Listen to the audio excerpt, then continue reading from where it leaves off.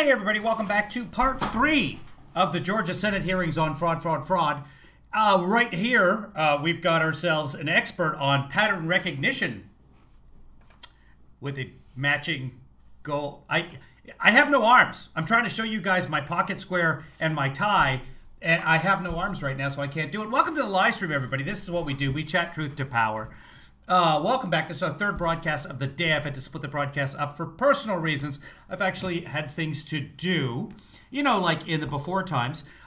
So right now I'm apparently a shark, and it's snowing, and I have a Christmas tree in the background there. You can see it behind my tail. Rudy Giuliani's coming up, as I understand it. I haven't watched this yet, but it's always entertaining. I love the pattern recognition experts. It's good times. Let's get going with it. This is the live stream. I'm Kevin Williams, your Kevinly father. You can give us money by, right, on this side. Right there. No, that side. Yes, that side. Right there. You can see where it says PayPal me /Kevinly Shark or Venmo Kevin Shark Williams 157. Hey, Sean. Hey, Paul. Hey, Chuck. Hey, Bave. I think everybody else is from the last broadcast, so let's get going. For swap, server. No, apparently we're not. Come on. Did it go back to the beginning? Hold on. We'll find him. It was past the successful professional and right coming in here. To understand what I'm going to talk about today, Yeah. even though I'm a technology guy, my goal is to make it really simple, really Good. obvious. I'm not going to be talking about codes on machines, how things are swapped, server overseas. I'm just going to show you the simple basis of what possibly went on, but most importantly, Possibly. how this is fixed, how it's detected, fixed, and will never happen again. And that basically is based on my technology background for over the last 30 years. Just so you have a little basis in it. The fact that your phone now can scan a barcode in any grocery store or any kind of code, or in fact, you hear Q codes here today, any type of machine readable code. They were Q codes, not QR codes. Marcy was right. This is all about Q. Q decided the election for Biden? None of this makes any sense. As it talks to the internet, that's my technology. It's a basis of my patent portfolio of about 200 patents on that particular one. My patents are so prolific in licensing that every manufacturer in the world basically licenses my patents to use on any mobile device except one, Huawei out of China. They don't license it, they just use it. And I'm on approximately about 12 billion devices globally. And that's what I'm going to be talking about today, keeping it simple. What could have happened here? How can it be Does someone want to fact check if this guy's on 12 billion devices worldwide? detected and confirmed? What could have happened here? What could have? Some good evidence when you say could. Maybe. It's possible. And then how can this whole be plugged from now on? Because this Congratulations to David on his first. is about vote verification. It's 3 Ps that I'm going to deal with today. First, the people. Second, paper. And 3, protection. That's all this is about. I'm glad he's using a lot of plosives in that microphone. So if we'll go on the next slide, if you just roll up for me, I want to kind of show you what I'm talking about when I talk about kinematic artifacts. We have slides. In fact, kinematic is just a nerdy word for evidence on paper. When 2 physical forces come together, Yeah. right, and a paper's bent, there's always going to be an example of that. All of us have dealt with this. Machines have very hard, strict rules. Yeah. You can go to the bank. You can use your debit card. If you put in your PIN wrong, it kicks it back. It keeps asking you, no, correct this, no, correct this. Now, you know your money's there. But if you enter your PIN wrong, it won't work. Same thing with your password for your email. So machines have very, very hard rules. A lot of those rules are also in the physical world. So before anything became a rule of a machine, it became a rule in the physical world. That means somebody's hand put it in. In this case, it's paper. What I'm going to be talking about is kinematic artifacts. That's the fold that's left over. You take a brand new dollar bill and you fold it. That fold will always be there. Go to a coin machine and a snack machine trying to get a Dollar bills are not made from paper, though. snack out of it and put in your dollar bill and it kicks it back. It's the machine saying something's not right about this dollar. It's broken. It's not paper. It's messed up. The color's not right. We have all experienced this before. What I'm going to be talking about is kinematic artifacts. If we'll move on to the next PDF, please. I'm going to show you how my process of our team, what we're going to do, and if we can I've got 5-1. He doesn't make it through this before a heart attack gets him. enlarge that, they'd be great, is we can detect what I'm calling the counterfeit. There is nothing new that I'm going to be sharing with you today. This is how counterfeit bills are detected. This is how counterfeit art is detected. This has already been adjudicated. It's not new science. It's just never been applied to these very important things in our process. How does a shark roll his eyes? You tell me. Does it? I can't see. Is it working? Are my eyes rolling? Can I just do my head? Oh my God! It's about the people. The people want confidence that their vote matters, period. I personally do not care how this comes down, but I do care about the vote being counted and the vote mattering. Whatever our system can detect, and that's what we're here to do, is offer something that can remedy this immediately. The numbers will speak for themselves. Okay. People need that confidence. We All need right, to well, give let's- the people here- of Georgia he's- that confidence. Oh my God! This is like 20 minutes per 30-second explanation. Yes, sir. On. Okay. Mr. Pulitzer, thank you for testifying. Thank you. Oh If- wait, If, was that People it? need that confidence. We need to give. The United States is watching. And this is also not about the United States. The entire world is watching this process. You know, people come, when I was coming in here, that if we were able to get our hands on those, Senator Beach, can you speak into the microphone so sorry. people can hear you? can you hear me? yes, Is it sir. on? Okay. Mr. Pulitzer, thank you for testifying. Thank you. If you were able to take counterfeit, if you were able to get your hands on the State Farm Arena absentee, on the ballots that were run between 10:30 and 1:30 in the God. morning, would you be able to tell if they were folded, and would you be able to tell if they were counterfeit? We would be able to tell if they were folded, if they were counterfeit, whether they were filled out by a human hand, whether they were printed by a machine, whether they were batch fed continually over and over. No. All thousands of people involved in the election process, they were all on the take. Every one of them. Every one of them. And they rigged it so that the Democratic senators didn't win. What sense does this make? Biden won Georgia by 1,100 votes or 11,000 votes. That's not very many. You're going to rig an election, do it properly. We can detect every bit of that. Thank you. Certainly. Hey, LP got a vaccine. Congratulations, LP. I'm so jealous. And so, coming here last night, I drove in. The driver from Uber, his fellow name was Christopher. Oh, was it the shingles vaccine? Yeah, I got the shingles vaccine. He was Nigerian. He came here to start a business. He's been here 5 years. He legally immigrated here. His brother came first, and he's Where is this going? hoping for his next two sisters to come. And his whole goal is to Yeah. start a tire company because it's about capitalism for him. Okay. He says, I want my own business. He was a Yeah. lecturer on economics in Nigeria. But he Okay. came here because he wanted what we had here in the United States and in the state of Georgia. Opportunity, right? But more importantly, if you look at the people that come to this country, it's not just about opportunity and freedoms. They are coming to our country from countries that have one additional thing. They come from countries where their votes don't matter, where their votes mean nothing.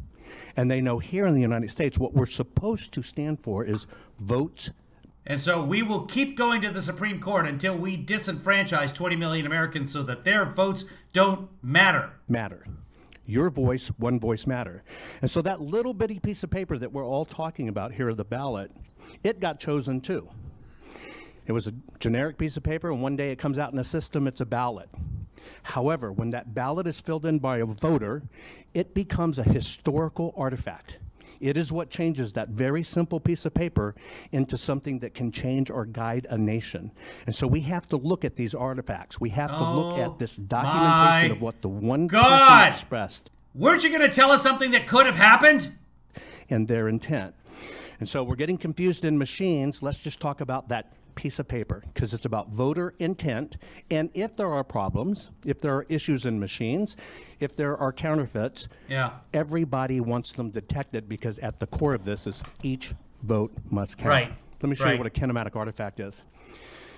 It stands to Okay, but are there counterfeit votes? Is that what you're saying? Or because we have no evidence of counterfeit votes? reason that in a election that comes Oh, Jesus Christ. that print United home, you receive it. You open it up. Chances are you didn't vote right then. You kind of put Okay, when there's folds, people get kinetic, and then, yeah, okay. Moving on. Does he say see, anything but if of you look interest? at this, you can see even the paper on the front side of the fold to the back side of the fold. Yeah, I know. Things get creases. It's called crease. He didn't cast it by hand. Oh, You're looking at the Jesus, 4 different crease. types. Just move on with Every it. pen has a signature. Every ink has All a right, forensic. hold on. Here we go. But hey, that little bitty barcode that means a product. Okay, this Hold it. this Hey. might be interesting. Presentation, please. Okay. And so things I'm hearing about that Hearing. concern me. And Hearsay. This is what concerned me when I looked into this. Yeah. So I'm the guy that told the world that, hey, that little bitty barcode that means a product can talk to the internet. And so things started to be tracked that way. Everything you see sitting out here on the committee's table that has a barcode can now talk to the internet. That's what I'm responsible for. Making the Did he invent the QR code? Is that this guy? What the hell is he talking about? physical world talk to the internet world. Yeah. What bothers me in this process is to continually hear there is no when you get adjudication, there's no paper trail, or that's kind of wiped, or you can't tell what the predecessor was. That's disturbing. All of these votes have a paper trail. That's the first rule of forensic audits. And if it was an accountant in a corporation, you'd be fired. If you ran the financials for a public company and the numbers didn't match, and all of a sudden you couldn't adjudicate it and show the records, you'd go to prison. Now, this is as simple as scanning a loaf of bread at a grocery store. When you walk in and buy a loaf of bread and it works off that barcode, that's your vote. You're walking in saying, I want this bread. This is my candidate. You walk up to the cash register. You're handing it to the checker, or you're doing it yourself. That's basically the polling machine. And when that scan happens, it goes, a loaf of bread, $2. That's what you expect. That's what you committed to. But if all of a sudden that scan said, sorry, it's a transmission change for your car, you owe us $5,000, you would have a conniption fit. What's sad about this is we're not even performing No. at standards that we I would have a kinematic fit. expect out of grocery stores. We're not even performing at standards that you would accept from your online purchase. When you fill that shopping cart, you expect that shopping cart to be exactly what you chose. And if you had a problem with Amazon because they shipped you 20 things you don't Someone's got to go up there and slap this guy and say, election. Only election, please. need but still charge you, you would be on the phone to Amazon complaining. They would have to audit it, figure it out, and make it right. Okay, I mean, really, just looking at the slide, you can see right here, right there, voted Democrat. No, voted Democratic. Voted Democratic. So we know that this is just nonsense. So it's a nice telltale sign. That's my kinematic crease right there. We don't do this in elections. We play hide and seek with documents. Did he just lean into the microphone? We don't do this in elections. Here's in the documents, kinematic creases. Let me tell you about this time I bought a candy bar. We don't turn documents over, which are Nuts? I invented nuts. And every nut is a piece of my nut. So the next time you're eating a candy bar, the property of the taxpayer. Federal law states this has to be available for 22 months for audit and inspection. Okay. That is a federal law. Yeah. Ratified many times over. But yet somebody can sit just ratify it once. and say, no, we don't want to show you. You don't have access to it. That is an issue. All of these issues we can fix if we can get access to the artifact that the voter intended. And what is that? That's the physical ballot. I heard about Then just say fucking ballot. testimony about Q codes. They wouldn't run in the machine. The one thing that was common that wouldn't run into the machine was what? You heard it, the Q code. And then you heard it had to go through a secondary audit, and it still didn't run for the employee of Dominion. They had to do it over and over and still didn't run. Okay. You know what the common denominator is in that? What? The code. Yeah. If you go to an ATM, put in the card because you have the card, but put in the wrong PIN, what happens? Reject. Is Twitter not working, or is Twitter not coming into the chat? Twitter's working. Hold on. Am I? Yeah, there's a ton of people watching on Twitter. Maybe the chat isn't going through, but on Twitter you can chat amongst yourselves, I guess, right now. Sometimes it doesn't go in, sometimes it does. I don't control that. Sorry. Reject. I'm a goddamn shark. What do you expect me to do? That paper ballot was reading that code. That code was what was making it fail. It should Yeah. never occur, Right? ever. What it was really telling you is, I've Yeah. seen this before. I've seen this before. I've seen this before. And they're using Have you seen it before, though? the code to adjudicate it out. It's a trick in systems commonly used. Let's take a look at some of these things. Oh, so I see. So this was happening, and we did 2 recounts, and it managed to happen all 3 times. Okay, I'm with you. This is a I have a question, though. Sorry to interrupt. Have you seen it before? Fulton County ballot. You can see the voting area of Fulton County on this one. We referred to it as O8L. It narrows down to Roswell, Georgia. Yeah.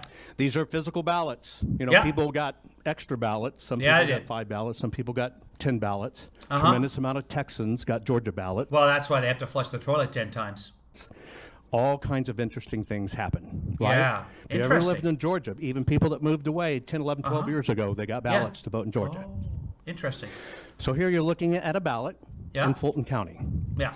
This particular county, not according to my data, but according to public data, says 67.7% of the people voted Democrat. I'm just pointing this out so you understand. Democratic. And I use traditional coding, the blue for the Democrat side, the red for the Republican side. Let's take a look at the Democrat. next ballot, please. Tick. This is a ballot for Buckhead, Georgia. Yeah. This particular one says that This is a very well-to-do area of Atlanta, by the way. This Buckhead is whatever area of the city, Nob Hill or Bel Air or Beverly Hills, whatever is the nice area of the city where you live, that's Buckhead. 69.2% voted for the Republican Party, Right? right? This one is what we call our ballot. When you Okay. roll back to the first one, Yeah. look at the top right corner of that ballot Yeah. in the block that says Fulton County. Uh-huh.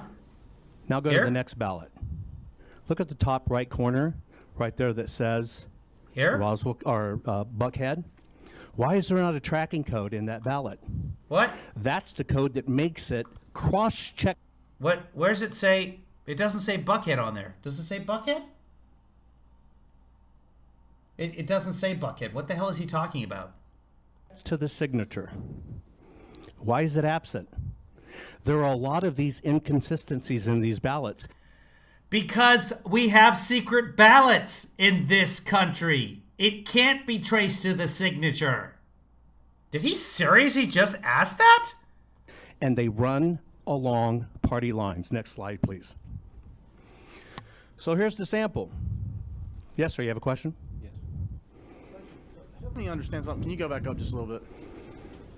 If you'll Oh, I see what he's saying. Sorry. The barcode. Here's the barcode expert. He doesn't say barcode. Okay, hold on. When we're looking at, I'm just watching across Buckhead, Georgia, on your left side, Morgan County. I just want to make sure we're comparing apples and apples. Yeah. Is there something here that's off with the data? Because it looks like we're talking about Buckhead, Georgia, on your left side, Yeah. and Fulton County, which would be the neighborhood of Buckhead, on your right side. I'm actually showing you the 2 ballots and what they relate to. I don't program that. I don't write that. That's in your servers. That's what your state says. Yeah, we know, fuckhead. What are you trying to say? So I am serving you back according to the coding on this ballot right up in the corner of what it says it relates to. Ruth Ann will remind us to watch that after this. Although I don't know how much of this we can stand. Maybe we'll just watch Giuliani and then get out of here. But So on the left side, did our servers make the left side of your screen that says politics and voting Buckhead? The left side is actually the public data you can pull based on neighborhoods and areas, based on the propensity of how they voted. And then in the past bottom- elections. The bottom is Morgan County, Georgia, but we're using the Fulton ballot. So I'm Yeah. just making sure that I'm just giving you examples of the general areas. No, right? you're saying Buckhead, and you're saying Morgan County. Oops. So you understand how they break down. This is the only breakdown that's available, Right. right? And when you put in that precinct and that zip code, this is the only information available. my question is though, while I support your end premise, I believe. So one is in Morgan County, Buckhead. One is Fulton County. So he's comparing a ballot from a different county. I'm concerned your data may not be the accurate data. That's awesome Yes. because that's not the data I'm even referring to. Okay. Let's get to the ballot and talk about Then why are we putting it on there? Why are you confusing people with this? the exact ballot because here's why. I'm not the webmaster for this. Neither are you. I'm not the webmaster But you're on 17 billion phones. for that. Neither are you. I can throw that off the slide and we can focus on the ballot instead of what doesn't matter. Here's what Yeah, matters. that's what I'm wondering because I'm afraid that your boxes refer to a different county, so I'm wondering. I'm referring to the ballot. Okay, And if you that want to helps. continue to refer to the ballot, I will show you the ballot. That would Might I invite you to ignore every footnote that goes with the ballot, only focus on the ballot. Okay. Right? Then we'll focus on the same Might I invite you to ignore most of my slide? Might perchance? exact thing. Then we could still be talking. Okay, that's what I was wondering. That's all we're talking about. When we're talking about here, Georgia ballots. Look, I'm not a giraffe and you're not a rhinoceros. That's what I'm saying about this. Might I invite you to be a giraffe and overlook the ballot from Morgan County? Perhaps you would prefer to be a shark?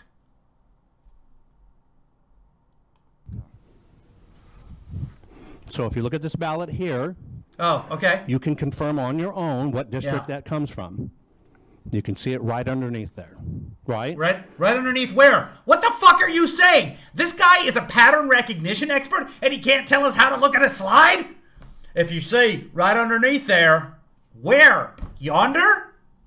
And have nothing to do with the presentation. The box on the left and the box at the No, the bottom. boxes have to do to give you some reference to what outside sources say about where the ballot area is. Okay. That's not the right ballot area. I would suggest you submit that to the webmaster that Well, no. Here, watch.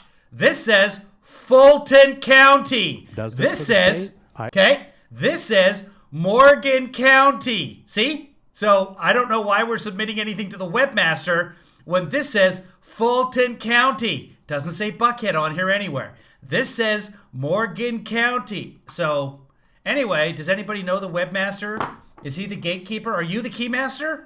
I don't program it. I don't say it. And do me a favor. Will you scroll down? No, scroll down. Cover up that bottom. Now, if you look at the screen, let's That's scrolling up, by the way. He just asked the guy to scroll down when he meant to scroll up. look at the ballot. Don't get distracted in anything else. Yeah, you're That Zool. might not even be the right red for the Republican Party or the right blue for the Democrat Party. Nobody's asking about that, fuckhead! Fuckhead, by the way, is one of the worst areas of Georgia. It's in both Morgan and Fulton County at the same time. But let's look at the ballot, may we? In fact, if you'll blow it up so big, Yeah, that would help. if you'll just blow it up so big Okay. that people who can't connect the dots will get it, let's just look at the ballot, Wow, he just slapped that ginger in the face. right? So, can we just blow that up for all the idiots like the one asking questions right now? This is called simple. Let's go even further. That's not his accent, but if I'm doing him, I'm going to breathe like him, and at random's going to get really, really. May we? They might get distracted by the left side. There you go. Oh, okay. That is so Whoa. fat and so big you cannot miss. We're talking about the ballot. Okay, I have a question. What happened to the left side? Do you agree? Okay. do. And I'm not going to roll up to the bottoms But you're talking about two different counties. so nobody gets concerned. So let's Yeah. look at the differences between the two. Okay, so we're talking about Fulton County. Now, let's compare that to the average voter in Tennessee. You see the code in the right? He's talking about. That barcode? Okay. Let's scroll back to the Oh, sorry, Todd. Do I have to calm my language? I forgot everybody's home right now. The other one, please be very careful not I'll say buckhead. That's my new word from now on. Buckhead. to show any other data to confuse people. Oh my God. Let's go up. Oh my gosh. There we go. Keep on going. Heavens to And Betsy. now let's look at the right side of the ballot. Goodness, Kevin's. Okay. Now See move that? on. There's no code there. Okay. Barcode. Okay. Call it a barcode. So, because everybody knows what a barcode is. Yeah, so there's no code there. Can we Right. No agree on that? barcode. No barcode. Side to side. Yeah. Okay. I didn't print this ballot. I do not assign the districts. Okay. I only look at the ballots. Okay. This is what the ballot says. Let's go into the next slide, please. Okay. Again, you can discard the information at the bottom if it confuses you. We have Sir, a. can I stop you for a We have a. second? Yes. Do you mind if I show you? It's not confusing. I want to show you what I was saying. Thank you. It's not. I'm only talking about the ballot. I got it. I understand completely what you're saying. I'm only talking about the Do you though? Do ya? physical ballot. On that, we agree. Okay, good deal. That's I was 100%. wanting to make sure that we were on the same. 100%. I think Okay. we're all on the same page. So We're on a section of the same page, but yes. please, let's zoom up so there's no confusion. You have a ballot from a Democrat propensity Democratic. area on the left. I did not print the ballot, have nothing to do with it. You have a ballot from the same county on the right. I did not print the ballot, I have nothing to do with it. You're only looking at them side by side. Why is the code not there? Now let's go to the next one. Just say barcode because no one knows what you're talking about. This is what he's trying to say. Here's a barcode, okay? This precinct, this area has a barcode. This one does not. Same county, but that's fine. So that's totally understandable. Let's see. This is Office General, Special Election Ballot, Office General, and Special Election Ballot, November 3rd. Okay, so that some of them have barcodes and some of them don't. That's fine. Please. We'll scroll it up. Okay, that Well, every area is going to have a different way to do things in terms of let's have a barcode on our ballot so we can run them through our machines here. There's going to be different machines maybe in the other. There's a number of different reasons that one would have a barcode and one wouldn't. He was saying that without the barcode, you can't track it to the signature. You can't track it to any of the signatures. That's the whole point of a free vote. code, I didn't create any of these graphics. These come from third parties. They come from how your state adjudicates these. These are Dominion. These come from what are the checksums in the barcode. Basically, that barcode that you see missing up there is what helps adjudicate it. And if you want to zoom it way up to the bottom there, none of these graphics are mine. Keep on going. These are from Keep Dominion. on going. Keep on going. Okay. That's how you verify and adjudicate and tabulate and correlate that code. So we've now established that, wow, that code's not there. Can we go to the next slide, please? I have a question. Where do you get that ballot? Where do you get either of these ballots? Great. Okay, let's get rid of the top so we don't get confused between the icons of the parties. And let's just look at a I mean, they're blue and red, so ballot. We've all been hunting probably or know what hunting is. We look through a scope.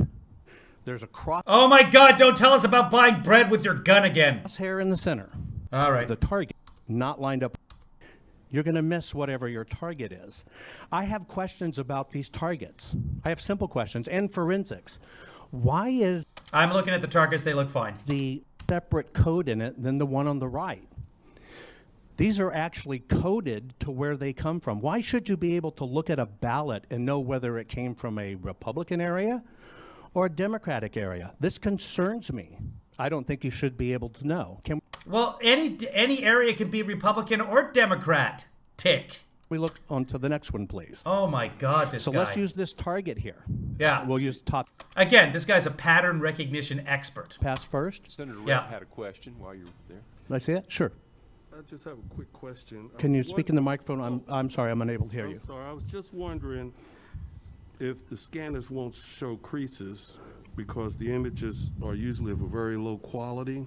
No, sir. All the machines scan at 300 DPI, which is the default, which is a standard used in any forensic investigation, right? So they all scan to the same confirmation level. So from San Francisco, California to here, they all have the same exact scan level. It's just inherent to the machine and what they see. Thank you. Yes, sir. The things that concern me, the ballot on the left, again, I just color coded them to make them easy. I'm not saying everybody that lives there is a Democrat, Right, so it doesn't matter. and I'm not saying everybody on the right living there is a Republican. I'm just calling your eyes. I use this as coding so you can see what I'm saying. However, what's really interesting, So the people, what you're saying is the people that printed the ballots printed them slightly askew, like you can make that happen, so that Republicans would be adjudicated more often. That's what he's saying here. That right down to the printers of the ballots, which is probably printed like in another state entirely. to me, is Hold on. the ballot that goes to the Republican area is printed completely off register. You remember when I told you you feed $1 to the snack machine and it kicks it back? It's because that dollar's broken. It's off register. The machine says, I don't recognize this. I don't recognize this. What do you want me to do with it? Now, when it comes to a snack machine, it keeps on spitting the dollar bill out at you until you finally put in one it agrees with. At a PIN for your bank account to access your money, it's put in the right code. In the voting machines, it's saying, adjudicate me, what's going on here? Well, that's just also like a sighting device. You see how far that register is off? It makes the paper talk differently than what the machines trade to look at. Can we roll up a little, please? Yes, sir. I can't hear you very well. I am so sorry. Would you agree that the boxes along the left and right side of the ballot create horizontal scanning areas, and the marks along the bottom edge and the top edge create scanning areas? So you have a grid on the paper. They're like waypoints, like in GPS. It's what tells everything how to communicate. So If you'll scroll back to a bigger ballot, please, so we can look at, keep on going backwards. Just keep on going until you, there you go. There you go. All those hash marks on the top and bottoms, all of those are sighting, communication, and adjustment devices. Let me give you an example. Long before computers talked with programs, they talked with paper. They punched little holes in paper, and that's what programming. That's what you're looking at. That's the paper basically telling the machines to program itself. Yes. So the marks along the left hand and the right, the vertical square boxes, they create horizontal lines or regions on the ballot. It's only an outside adjustment. It does not create a line. But for scanning purposes, optically, when it gets to a square, to a black box on the vertical edges, it creates a scanning area across the ballot horizontally. That's not the actual description of what it creates. I can describe it maybe another way. If you take that ballot right there and you print it out, and you take a straight edge and you draw from the top of the box on the left side to the top of the box on the right side, the bottom of the box on the left side to the bottom of the box on the right side, you create a series of horizontal lines. I wish he wasn't standing there in a Mars landing suit, though. I think he'd be a lot more comfortable. You can connect these like a grid. Yes, sir. And you can do the same from top to bottom. Correct, sir. So the width of the box on the left and the right has nothing to do with anything other. The width has nothing to do. It could be 1/8 of an inch wide or 1 inch wide. It still creates 1/8 of an inch wide scanning region across. Untrue. Okay. I understand what you're saying, but the signature of the ink creates something different. You can't, well, here you go. I'll give you a simple test. Take a $1 bill out of your pocket. Take a $5 bill out of your pocket, cut off the 5, put it on the 1, run it through your snack machine out there, see what happens. It's all going to be the same size. Why would I waste $6? It's all going to be the same markers. It's all going to be the same detection things, but that's going to kick it back because the computer must Because you've now doubled up. Anyway. see it exactly. So you can do this own test yourself, right? Don't want to. I have no interest. It has to be exact. We, in the human world, we deal with variables all the time. That's what we're talking about in ballots. Oh, we heard it. Oh, I think that's a vote for this guy. When somebody else says, no, it's a vote for this guy. What you just described was an opinion, a variable. Machines don't operate that way. Machines have hard, absolute fact rules. Yeah, let me, I know you don't know me. I'm actually an electrical engineer myself and have designed coin and currency processing equipment and dealt with currency scanners, so I know a whole lot about how they work. All I'm saying is all the little ovals on that ballot are lined up in that grid. Well, Yes. are we talking about the ovals or are we talking about the hash marks on the side? I'm talking about the ovals are lined up with those. The ovals have an exact location on the paper. We use all of those hash marks, top to bottom, left to right, to find out where that is. Yeah, he's telling you this. You don't have to explain to him what he's just telling you. By the way, this guy definition of mansplaining. Let's share some common technology or terminology if it helps us communicate here.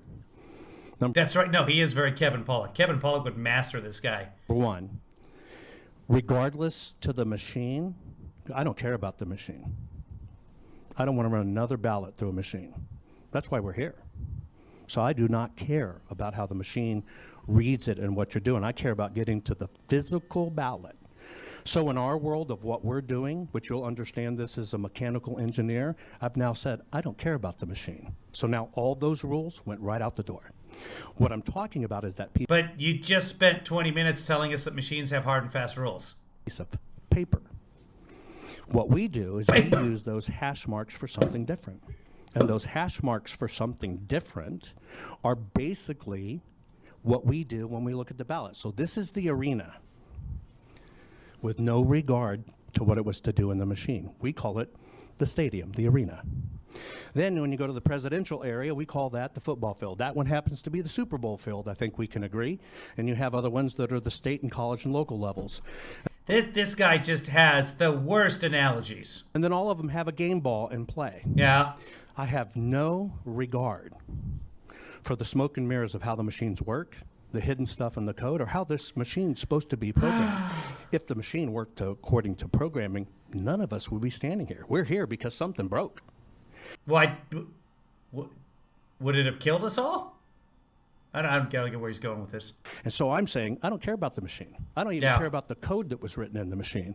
What I care about is that physical artifact. Okay. And you know what? That physical Oh, artifact. I has can't take this material guy. differences from I district to don't. district. Okay. That should Do come. not care about anything you say. That is the item that tells We're still on this. the optical eye, technically, although in mechanical engineering speak, it's not a singular eye anymore, but we'll just use that as an example. Fine. That's telling the sighting device where to look. You, as a mechanical engineer, knowing forensic, See? knowing dollars, writing codes, doing whatever, The Democratic one is aligned. The Republican one is misaligned because Republicans are incompetent. you yourself know that when it doesn't line up, the machine doesn't work the way it's supposed to work. It's the difference between pulling your dollar bill out like this and looking at it, pulling the same dollar bill but doing it cross-eyed. One of them doesn't make sense. One of them doesn't look at the same thing the other thing does. That's why this paper is a piece of code. Right, so there were printing errors. This is not voter fraud. So we don't care about the scan lines. We don't care about the resolution. We don't care about try to Okay. keep them both. Looking as a camera photograph two people over. Yeah. Okay. That See if he goes somewhere else with printing, this. read it to a machine for the machine that you're running it in. And so those people that pay your salary that you work for and do Okay. Here's how a giveaway right here. convenient. You know, if you did it in your company as a mechanical engineer and You'd you be had fired. your CPA do it or your You'd be financial fired. guy, you'd fire them. Fire him! And that's just one little bitty company. But Okay. here's what I have a problem with: is simplest state. I Went out think on that's- national TV. Yeah, here's what you're looking at right there. Q! We had 113,130 votes at the time, and we had to adjudicate 106,000 of them. You know what that's really saying? Your machine didn't work. When the national average for the last elections, 2000. I'll check on this. 2016 was what? 1.2%. That's an audited number. 1.2% of the total had to be adjudicated. And then you look at 2018, nationally, 2.7%. But yet your own election officials said we had to do this 93.6% of the time. Let me decode And that does not pull up in a Google search. that for you. Mr. Mechanical Engineer, your machine doesn't work. Mr. Printer, your ballot's screwed up. Does anybody else notice this guy's name? Richard Barron? It's fucking, it's Mr. Trump is who it is. Sorry, Todd. It's Buckhead Trump. Because you Barron. took something that should have been transparent and easy and readable, and you put an opinion smack dab in the middle of it. How is that acceptable? That's like depositing $100 and your bank says, well, we only see it as $2.33. That's our opinion of it. Would you accept that? Because that's the net effect of this. No, it is unacceptable. And by the way, where everybody talks about batch scanning, which you have on video, people standing there feeding the ballots, doing the 3-card Monty, run them again. 1-card Monty, run them again. Let me tell you how that works, right?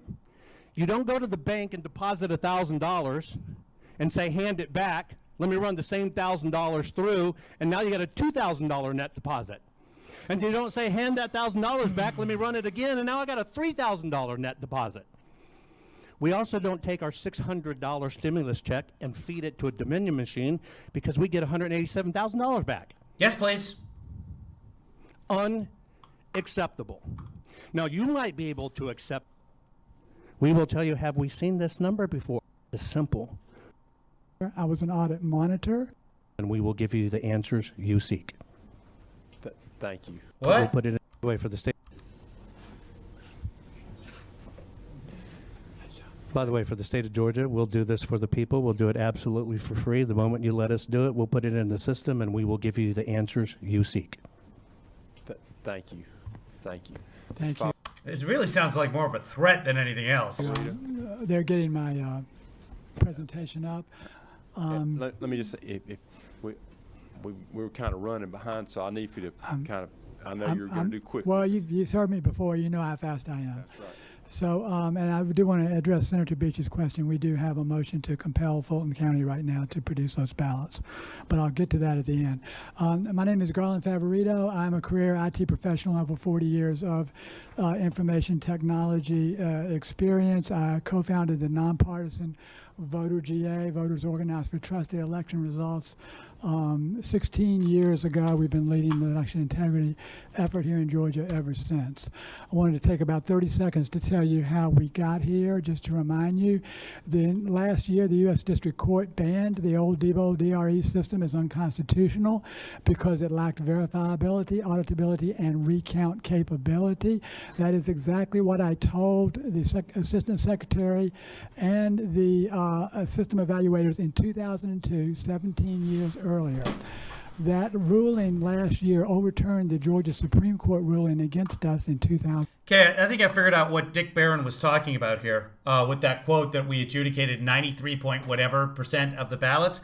I believe they're talking about adjudication being, yes, we've judged that these ones are good. So you're going to scan a bunch of ballots, and once they go through, oh, okay, great, these are ones we don't have to deal with. They've been adjudicated already. For example, later that same day, on Thursday at 7:27 a.m., Rick Barron said we've scanned 134 ballots, so 137,000, and we've adjudicated 132,000 of them. Exact numbers. So I think they're just saying that they've been adjudicated once they've been, like, this machine scans them, the machine likes them, good. They're set aside. Those ones we don't have to do anything else with. We know those are done. I don't think he understands the last guy. I don't think he understands. He thinks every one of them has to be adjudicated. Oh, who did these guys vote for? Let's all look at this together. It's not possible that that's what that Dick Barron meant that. 2009. And last year, the Georgia General Assembly legalized the new unverifiable voting systems that hide the votes in QR codes. Secretary of State purchased Dominion Democracy Suite 5.5. And every time somebody has verified a QR code coming out of the Dominion systems, it's been 100% on. So they have everywhere the Dominion uses one of those QR code systems, it always turns up correct. BMD system for ballot marking Like 0% error. device, and then the U.S. District Court found that it does not meet Georgia law just recently in regards to verifiability. Okay. So my question you probably want to know is, what were my roles in the 2020 election? All Fast right, forward. who's next? I was the State Farm. Fast. We'll listen fast. Go ahead and tell us who you are and a little bit about yourself. So my name is David Cross. I own an investment management firm. We do financial planning and investment management in Duluth, I liked him so much more on Arrested Development. Georgia. I've been in the business for about 30 years. I can't believe it. And what is your connection to the election and what you're going to tell us? So I'm just a concerned citizen. I reached out to some folks to just kind of figure out what happened on election night. Yeah. I went to bed thinking, that looked pretty solid that Trump was going to win, and then woke up Well, then you're an idiot because you didn't understand that the votes had to be counted. the next morning, and I'm like, what on earth happened? So I Well, they counted the votes, moron. started diving into the data. Thank you. And Garland just showed you this slide a couple minutes ago, but what I did was I was able to go We all knew that anybody who read a newspaper knew this would happen. in and pull down the entire data feed from the Edison feed, which comes from Seidel, which comes from the Secretary of State. It's not Yeah. perfect, but it's what we have because Yeah. the Secretary of State won't give us the original. This is exactly what I said would happen. I even predicted that he would take over, that Biden would take over at the 99th percentile, and that's exactly what happened. Why? Because we can predict things based on mathematical probability. And I was dead on. And I'm a darn shark. You can just turn it off now. Data feed. Sovereign citizen. He's a sovereign citizen. So how do we just go sideways here? Yeah. All right, so But this is just about election dumps. In other words, people turning in their ballots. So let's skip ahead on this one. See if there's anything of interest coming up here. Okay. So yeah, this is just okay. Oh, look what happened. They counted votes and they processed, and then they announced those at 1:34 in the morning. Yeah. Uh-huh. That's what happens. All the Secretary of State will provide data. You can go on the Secretary of State's website. You can call the Secretary of State. I did, and they got back to me. So out of run. okay, let's see what else this guy has. All right. Why are they letting this sovereign citizen speak? Count that happened down at the World Congress Center. When I was down there, they had 13 scanners that were set up. We were able to go through and take a look at the scanners as they were pushing ballots through. I could get this close to the ballots if I wanted to. That's not helping us. That's really not helping us. If your slide is up, we can't see that. You couldn't see anything. I mean, No. they were just running through 100 miles an hour. I could get this far away from the monitors that the scanners were using. I couldn't read anything on the screen because the font was shrunk down so low. So me as a monitor walking around looking at the rescans was pointless.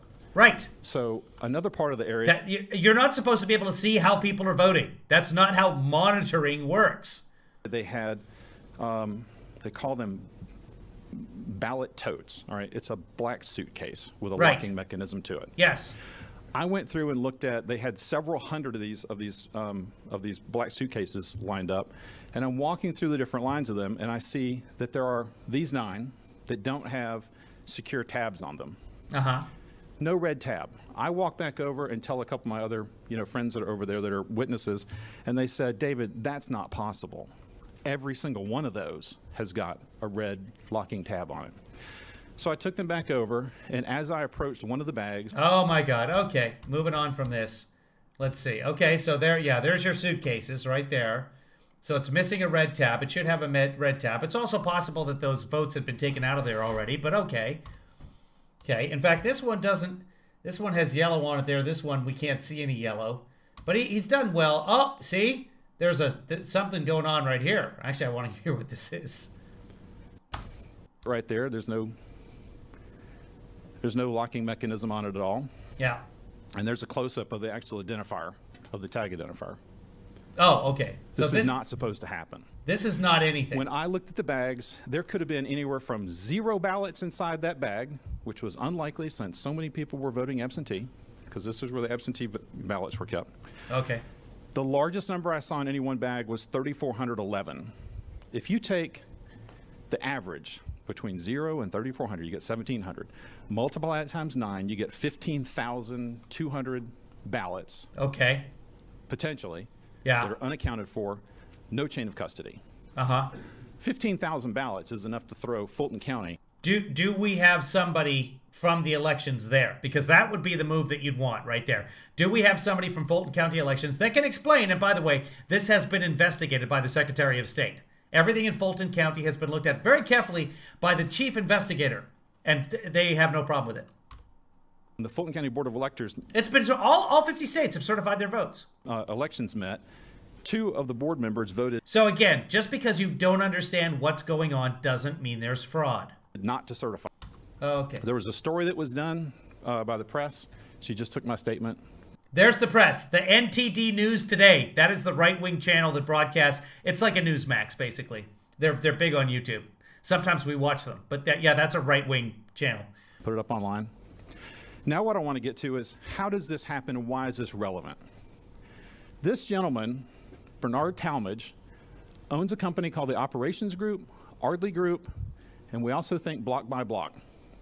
He is a known ballot harvester.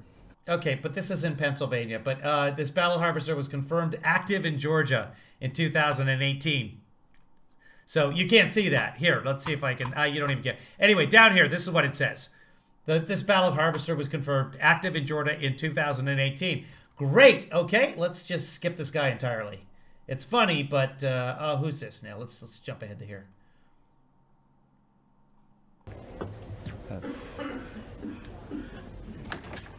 Thank you, Ms. Met, for being here. If we're running on a tight deadline, if you would just tell us where you are, what you saw, and just try to go Well, then why did you let Buckhead talk for so long over there? ahead and get to the point. And Yes, sir. let's I will. make it- Can you hear me? Yes, ma'am. Okay, Thank I'm you. Sandra Metz. I worked as a poll worker in the last 2 elections in Clark County, Athens, Georgia on November Okay, Sandra Meltz and poll worker. It's too much. I can't touch it. You guys do something with it. 3rd. Then we had a local runoff for the DA race in December. Runoff. I worked there both times at 2 different polling stations. Yeah, nobody cares. Move on. In the first election, November 3rd, What are you? Are you a concerned citizen? Or are you a successful businesswoman? I I was want to working know. at the polling station. Yeah, what were A you gentleman doing? walked in the door and he said, he held up his Florida driver's license and said, I'm Yeah. from Florida, can I vote? Yeah. And the polling manager walked over to him and goes, of course, come with me. And she took him to the table. We had the provisional ballots to fill out. Fortunately, at that time, we were not busy, and I was able to go over and have a conversation with her, and I was asking her, how can you let this gentleman vote? Yeah. And she's ignoring me that time. And I came back up to her, and I kept on saying, I said, how can you prove he's not ready to vote in Florida? How do you not know he's going to vote there and here? Yeah, why? What are you doing there, though? What's your job? So after several times of questioning, she finally looked at him and said, you can't vote, and made him leave. After he left, a little bit later on, I had a gentleman come in the door, and he seemed to know several of the other poll workers because he was chatting it up with them, and he talked. She's not telling us the whole story. Someone didn't walk in with a Florida license and say, I'm from Florida, can I vote? Certainly, come on over. That's not how that works at all. But he was a truck driver, and we just said how much we appreciate truck drivers now. Yeah. Well, he gave me his driver's license, and I scanned his. She gives us the details on how she said that she appreciates truck drivers now. Frankly, I've always appreciated truckers, but okay. The barcode on the back, and I Yeah. couldn't find him. So then I manually entered him. I couldn't find him. He was not registered to vote.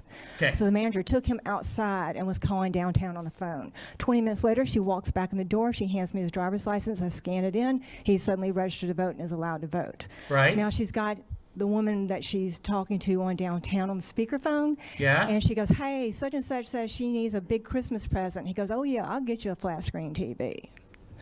Okay. Then following up, It's not fraud, but go on.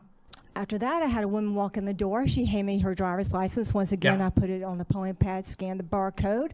It showed that she had already received an absentee ballot. Uh-huh. She goes, oh, yes. I got 2 of them, and I sent them both back. I was coming to see if I could vote a 3rd time. I reported this to the manager as well. That woman hung around for a while because her friend was still voting. Now, just so you know, I did call the Secretary of State's office and report all this. Okay, well then we're good. And then it was probably investigated by the Secretary of State, and we're all right. I did not hear back from them. I still have not heard back from them. Why would you hear back from them? But when I did apply to work at the next election of the DA race, I received a phone call from the woman who hired me the first time and says, I understand you filed a complaint against us. Oh. So I did call back to the Secretary of State's office because I assumed that they didn't know that somebody in their office was telling on people that was reporting this to the Secretary of State's. That's actually a big deal, especially if those complaints are supposed to be whistleblower privilege. But who knows? I don't know how the system works. I mean, I could just call. I have still not heard back from anybody. Now, I will say the two ladies that I spoke to were very concerned about that. Yeah. They were very professional about it. Sure. I also worked at closing the polls. We pulled all the ballots out and we closed them in little By the way, not voter fraud. But wrong if it happened, but not voter fraud. green suitcase type box and put a seal and a lock on it. I also worked as a monitor for the manual recount and the machine recount. Okay. My concern immediately when I saw those boxes on the tables full of ballots, they're just ripping the tabs off.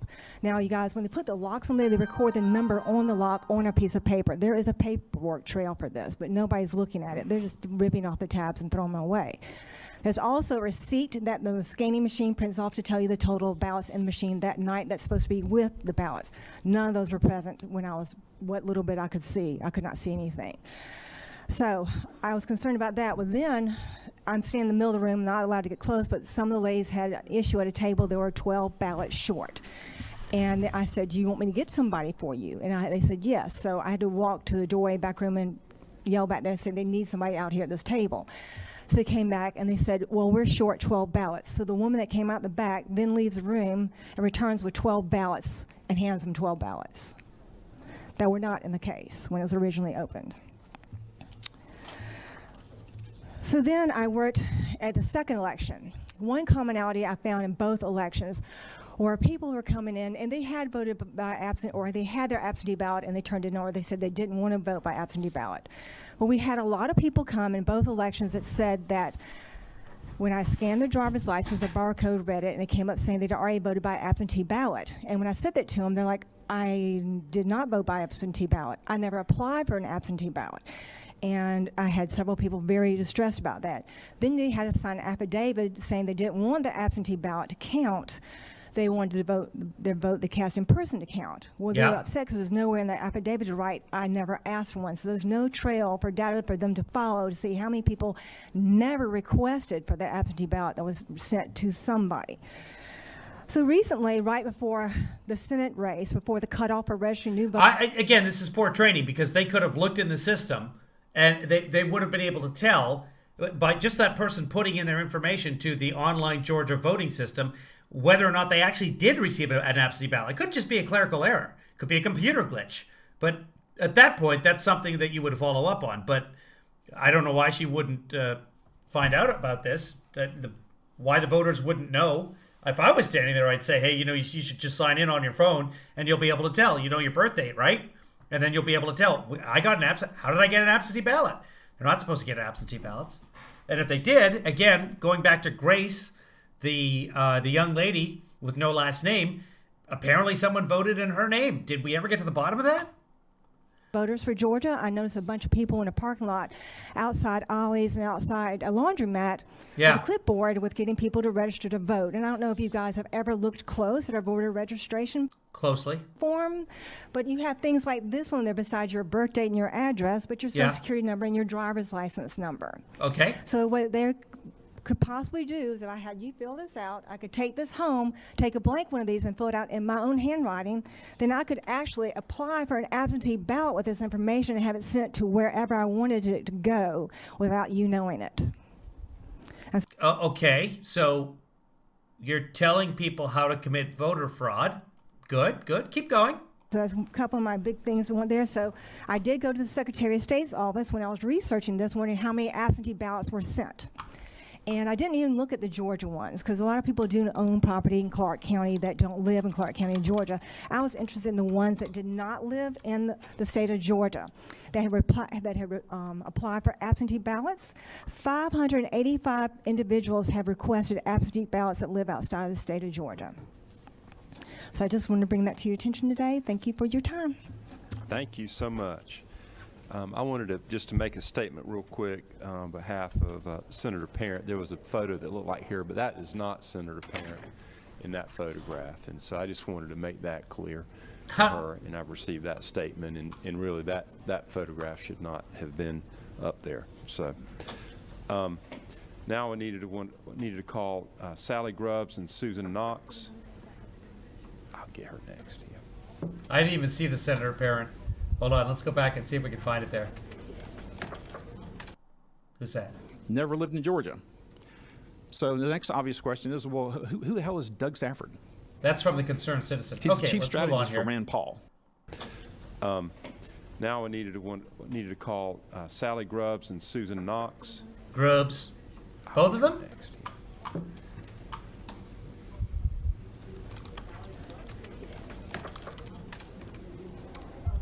Sally Grubbs, Susan Knox.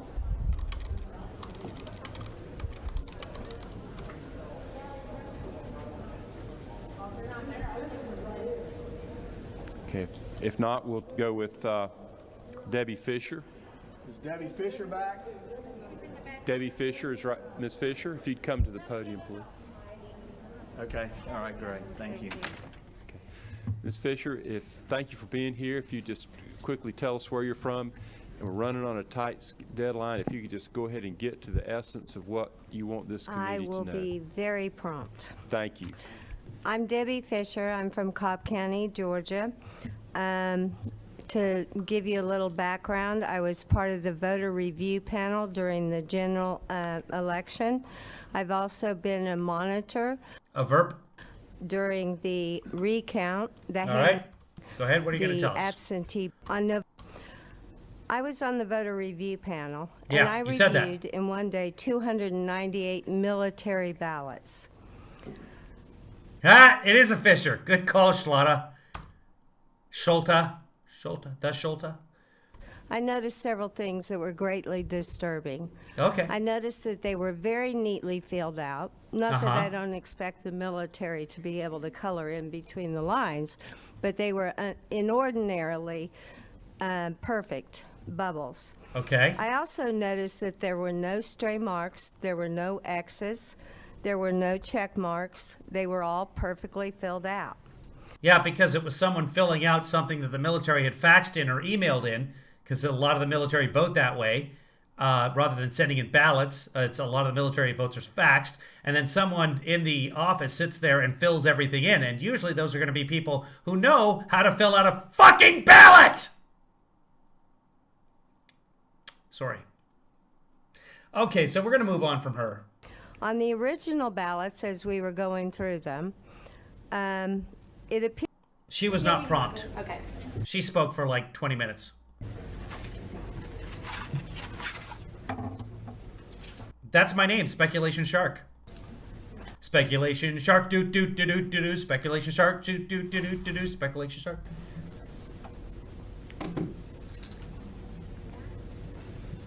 Nobody? Okay, you can go ahead and tell us a little bit about yourself. Okay. I'm Susan Knox, We don't need to know much about her. Just tell us what happened. and I'm from Cobb County. I'm a 10th generation Georgian. I'm a huge patriot, and I Okay. happened to be at Jim Miller Park on Friday, November the 20th. Yeah. And I knew they were certifying the vote there that day. Okay, okay. And I happened to be in the parking lot, and I just kind of wanted to see who was actually in the building that was going to certify the votes. And I pulled around the corner, and I saw an A1 shredding and recycling machine. Okay. It was a huge box truck Yeah. shredding ballots. I've got some pictures here that I could hand out for you all. Where Okay, so those were ballots that didn't go out, or ballots that weren't filled out. I mean, they can't do that. They can't shred ballots that have already been cast. Sorry, it's a little. You saw, again, just because you don't understand what's going on doesn't mean it's fraud. Oh, there, it's come up. Is that it? Yes, and if November the 20th, Friday morning, I'm watching all of these ballots being shredded now. Unbelievable. When someone says unbelieve, I don't believe it. I don't believe them specifically. Move up and let's see what else is going out. Yeah. I don't see any ballots being shredded, but okay. Yeah. Why didn't she go near and ask them? I bet she wasn't wearing a mask. She should have demanded to speak to the manager. She really should have. Yep, here we go. What are they shredding? Okay, now she doesn't know what they're shredding. Massive amounts of ballots right there going out. How does she know?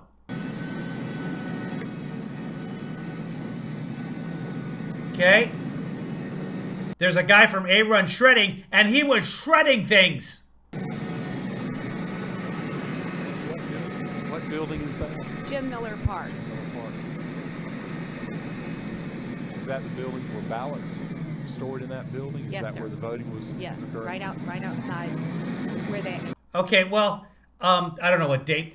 Let's see. This is. It doesn't say on here what date this is. I wish I had the little paper that she handed out, and then I could inspect it for kinemetric shreds. But here's the thing. Those ballots were all recounted twice, so I don't know how they could do that if they were shredded. Another video right after this that'll explain that. Were you able to see what was being shredded? Yes, sir. I Shredder in occasion. Shredder in action.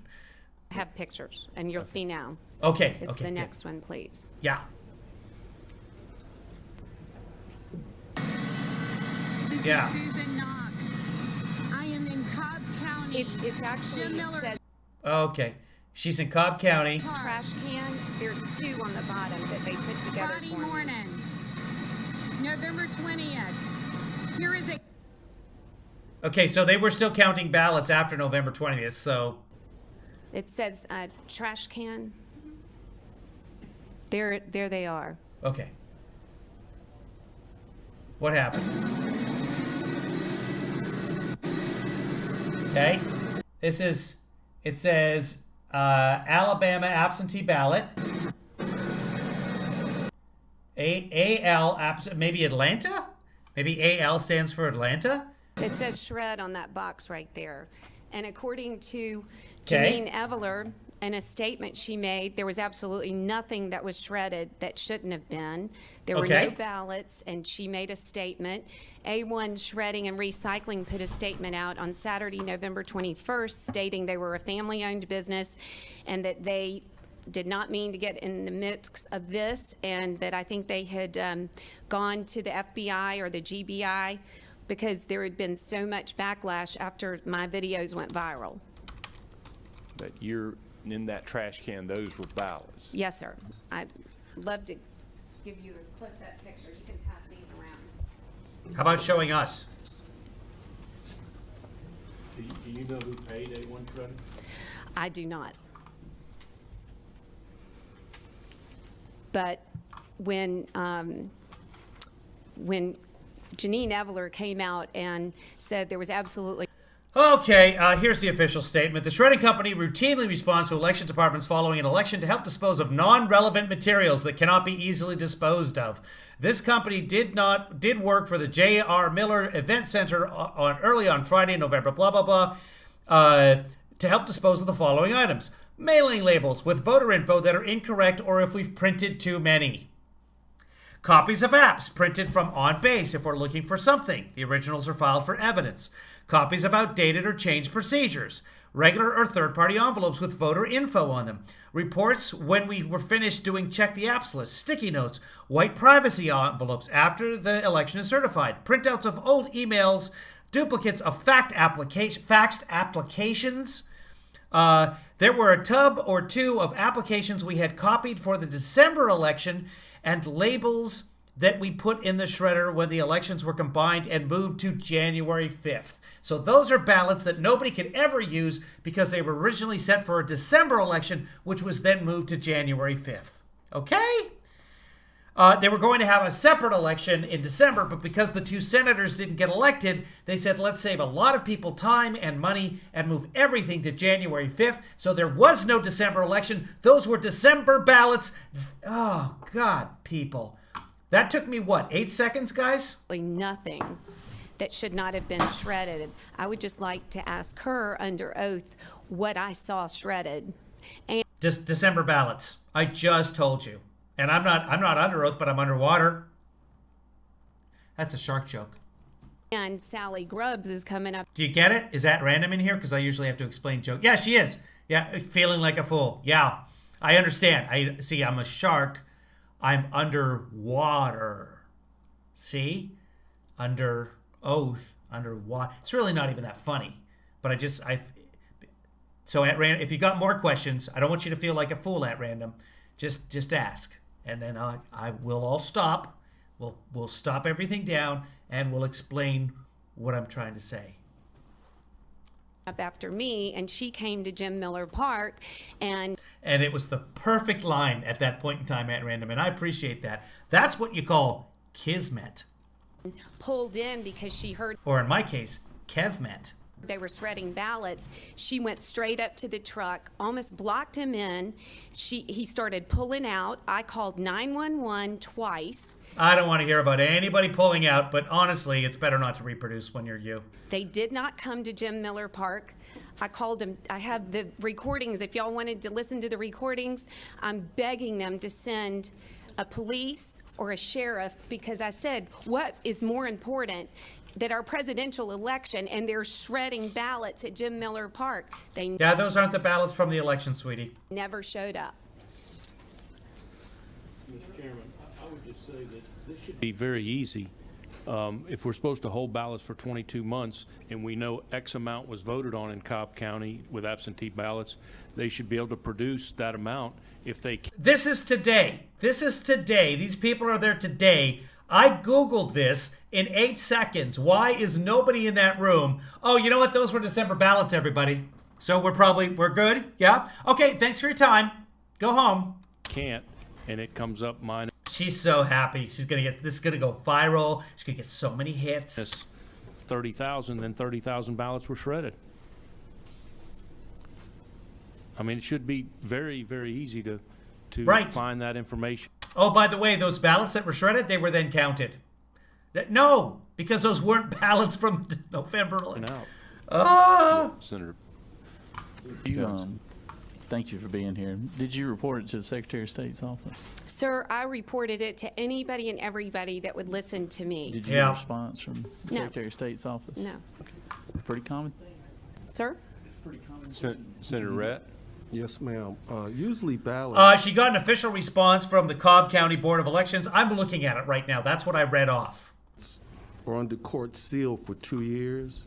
Then after that, they're allowed to be shredded. Do you know anything about the date on those ballots? Yeah, pull that up again. Met that 2-year threshold? Well, based on, I had been a monitor for 5 days there and had 5 days? reams of videos of all the ballots coming and going and being stored and pulled back out and pulled into building the next hall, which was, I was in C. They were going from C to B and back. And so all I can tell you is that if you look closely on these, and that was a live shot, so you can hold your finger on my camera and it gets some surrounding things, which I can prove to you all. I can't. What? Can't help but believe that these were this election's ballots. I mean, why would they be shredding 2 years, and why would they be at Jim Miller Park? It's not secure. Well, they're getting ready for the election coming up on the 5th. I don't know if you've heard, but we're having a runoff election and a regular election combined.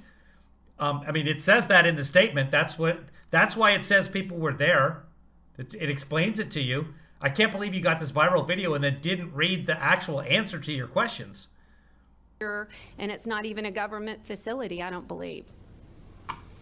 But I will tell you, when I called 911 twice and nobody showed up, and Sally and I ended up at the police station, precinct 2. The Jim R. Miller Event Center sounds like it's a government facility. It may not be a government building, but it's an event center in Cobb County. They're either renting it or it's owned by Cobb County or the city in which it's located. I mean, what the hell? And the person on the phone behind the wall told us that they were told 10 minutes earlier that they were not to do anything with election fraud or anything in Cobb County dealing with the election, that we had to go to the Secretary of State and to the GBI. And we did. Okay. And we got nothing. Yeah. Okay. Yes, Senator Heath. Maybe in some of your videos, or do you have any photographs of actual ballots being shredded? Well, what do you think those were in that can that he was shredding? It says an official ballot. That appears to be the envelopes that are the inner envelopes from. If you look closely, some of them look like they've never even been unsealed. Right. I was just.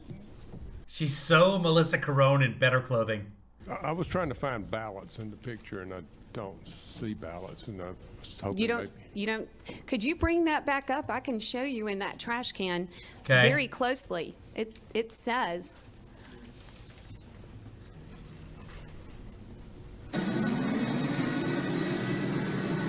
This is not a ballot.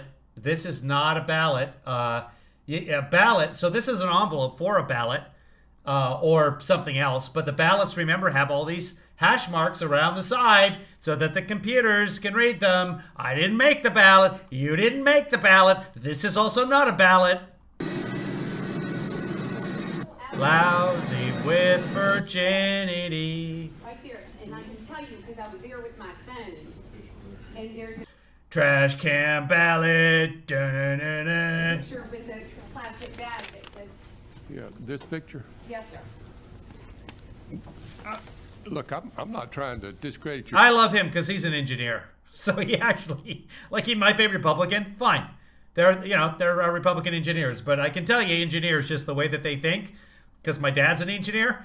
Okay, but that's not what this is. Testimony. I just don't see ballots. I just see envelopes here. Sir, Yes. it says official. Do you not see where it says BALLO? Yes, ma'am, and right below that it says ballot must be enclosed. Yes! Okay, if they're Yes! supposed to keep anything for 22 months, Yes! why would they be shredding? Fact checked in real time by a Republican senator. I love this. Even the envelope. Sit down, Karen. And I was told too that the people who were supposed to be opening these ballots were supposed to put their name, the time, and the date, and they were supposed to be kept for 22 months. Those are not the ballots. I just find it suspect. He just explained that those are envelopes for ballots and not ballots. That the day that Cobb County is going to certify our election, that they had a shredding truck pull up at 10 after 11, and they were going to certify that afternoon. Yeah, because they don't want that stuff hanging around all weekend at an event center, because remember, it's not in a government building. And they also put on the outside of the door, which Yeah. I have video of, a fraudulent number to call for election. Fraudulent. To call for election? She knows she's been bitten now. She's not even using English anymore. Questions. It said Jim Miller Park is closed to the public. If you have election questions, please call. I called the number. It was an elderly white woman that slammed the phone down on me, and I called. How do you know she was white? Interesting.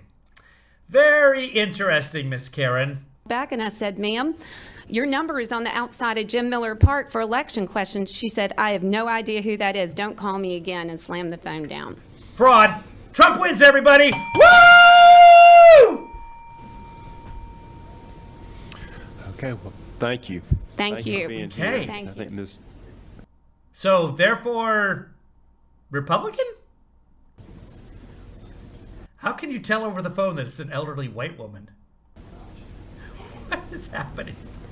Why is everybody in this campaign racist? Hello? This is Mabel. I'm an elderly white woman.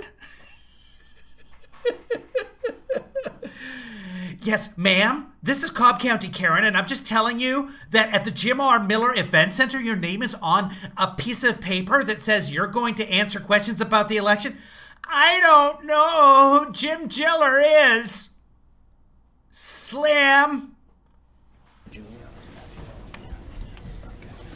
I mean, I had doubts when the engineer pointed out that it says, we can't see it on the video because it's not as clear, but he's holding a piece of paper and it says ballots must be enclosed, so we know that that is an envelope. Once I was like, yeah, I'm on the engineer's guy. You guys heard me, right? I was like, oh, my dad's an engineer. Yeah, I like this engineer guy. Yeah, he's right. But then once she explained that she called an elderly white woman, now I'm starting to rethink things. Good morning. I'd like to thank everyone for being here. My name is Sally It's their job, Sally. Grubbs, Grubbs, and I'm from Marietta, Georgia. And Senator I'm so glad she spelled that for us because I was like, is it Grubbs? Redd, I'd like to make your acquaintance. I apologize I've not been able to connect with you. I think that we have some business in Cobb County that needs to be attended to. Oh, good. I came previously to testify and didn't make the cut list, but I will happily cede to Rudy Giuliani at any time. I do want to say that one citizen, one... I will never cede to Rudy Giuliani. I wouldn't even talk to Rudy Giuliani. Vote is what it should be. I was there for the recount at Jim Miller Park on the 13th. I saw a number of different things, and I've submitted 2 affidavits previously. I have them here. Which have been ignored? If anyone would like to see them. But there's a recurring theme, and that is our Secretary of State's office. Yeah. I was there when I got the phone call. I met Susan Knox, incidentally, on... The recurring theme is the Secretary of State's office? On Friday the 13th. What a better day to meet someone when you're trying to ensure a presidential election is handled honestly, and it's not just the presidential election, it's all the down ballot votes that we have in... Thank you, Action Springs. That COBB county? Cobb County, we had a complete upset. I want her to spell it every single time she says it. In Cobb County that I don't think was fair, honest, or very American, what's happened. There's lots of details that I can give you. I have lots of information here about how they sorted ballots. I have video that can be submitted. None of it evidence of fraud. But one thing is becoming clear. It doesn't seem to matter how much evidence we present. We're going to get the questions. Were those actual ballots in there? Right. First of all, in an election, they seal the boxes with evidence tape. And it's called evidence tape because those papers are evidence in the election. The envelopes are evidence, and anything... Is she going after our friend the engineer here? Is that what she's referring to? Are those actual ballots in there? It's kind of a key question, but is that what she's doing? Is she attacking the engineer in real time? Written that goes in the evidence box is evidence. There should have been no shredding.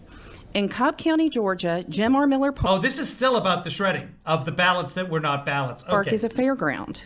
Yeah. She's standing up for Karen. Tore down our old exhibit halls and they built new exhibit halls. There's exhibit hall A, B, and C. They're all under one roof.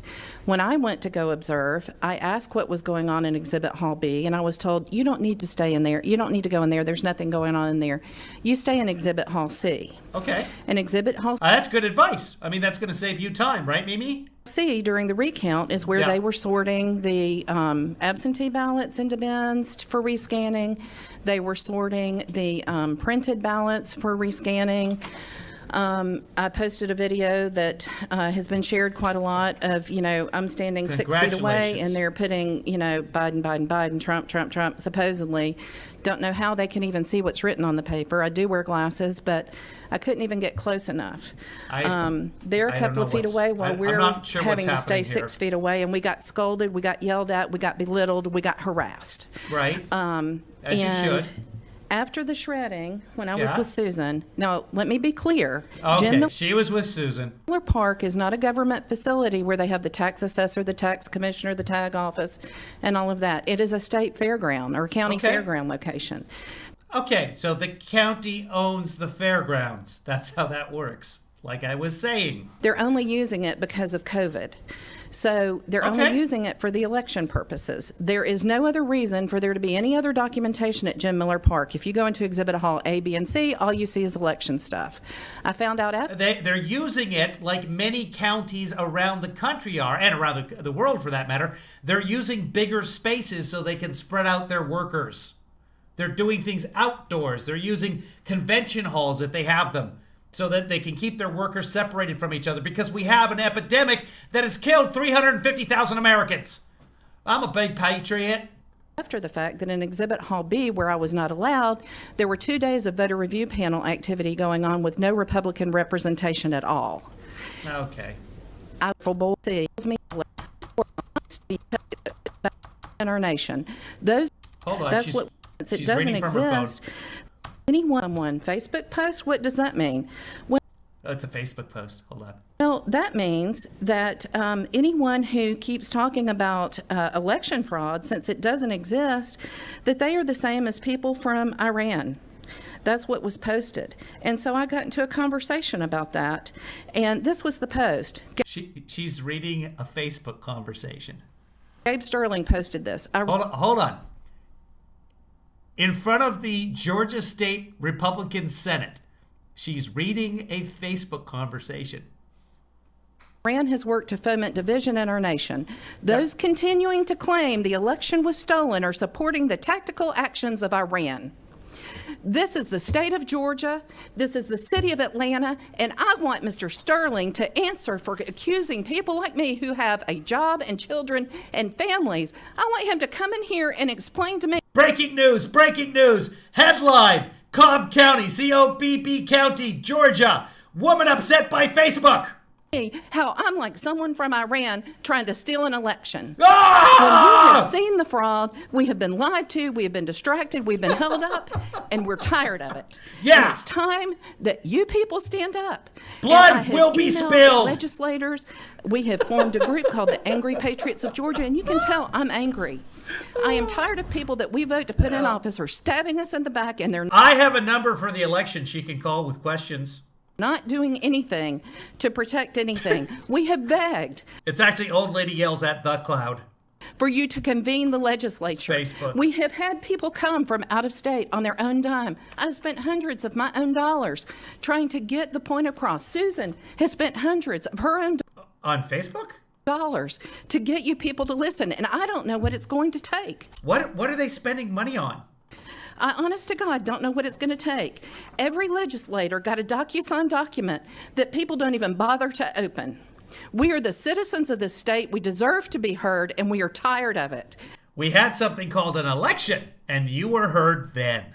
How many people do we have to drag through here? I'm missing work right now. I missed work the last hearing, Senate hearing.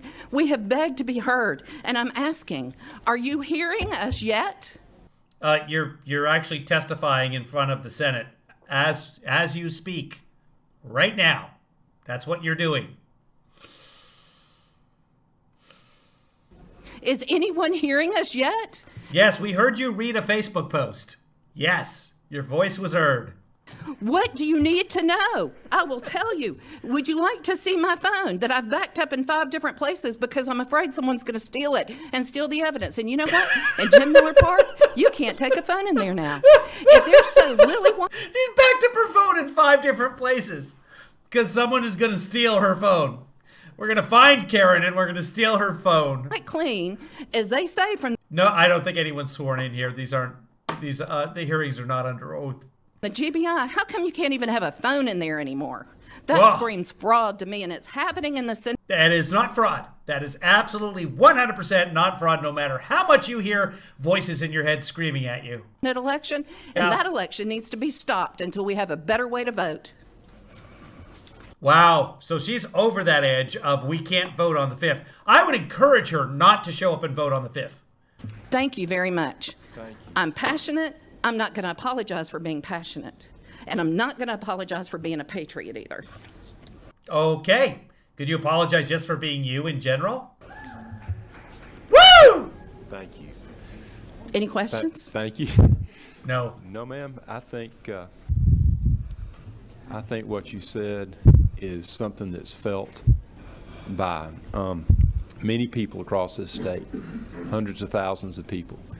And I appreciate your time. I appreciate the fact, and the members of this committee appreciate the fact that you came and you waited the last time and that you took your time to come back today.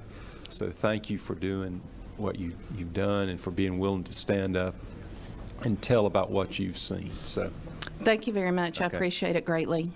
all right, we're just going to take a quick 5-minute break. We have a few more witnesses. Okay, and what we'll about come Rudy? back and we'll try to wrap it up. I think we got him. I think we got the star. Here we Next go. Here up, we go. we have Mayor Rudy Giuliani. He wanted to say a few things. And let's see, do we have the? Good afternoon. Thank you very much for giving me a few minutes. I've been testified before you about a month ago, and I want to commend you on holding this hearing and delving so deeply into the facts that so many other people are avoiding and pretending didn't exist. I sat and listened to a good deal of the testimony, but before I stood here, and I can't imagine that people are ignoring it.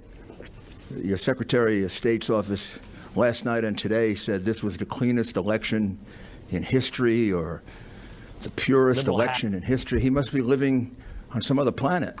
Or We're going to pause this because Asen tweeted something about Fox News getting mad at Aaron Rupar. Hold on. Let's see what this is. I don't even know what this is. Where'd it go? Hold on. Asen, there you are. Let's go here. Oh, why can't I see it?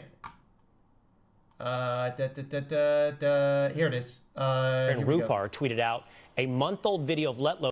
Okay, so this is from Fox News. This is a developing story. Let's find out. Liberal hack Aaron Rupar tweeted out a month-old. He's a liberal hack. Liberal hack. Okay, so this is about the congressperson who died at age 41, the elect person from Texas, I believe. He died from COVID complications, and Aaron Rupar, as he's wont to do, went back and looked and found some video evidence of what this man said about COVID. Liberal hack Aaron Rupar tweeted out a month-old video of Letlow calling for us to reopen our economy, to balance the economy against fighting this pandemic. Rupar quipped, Congressman Letlow died of COVID-19, a tragedy. I don't know why that's a quip. After facing a wave of backlash, by the way, he doubled down, adding, I mean it sincerely, Letlow's death is tragic. It was also avoidable. It shouldn't take tragedies for policymakers to treat the coronavirus pandemic with the seriousness it deserves. 100% correct, Aaron Rupar. Or Rupar. I don't even know what to say. I got to ask him. Here now, Allie Beth Stuckey, host of the Liberal. Wow.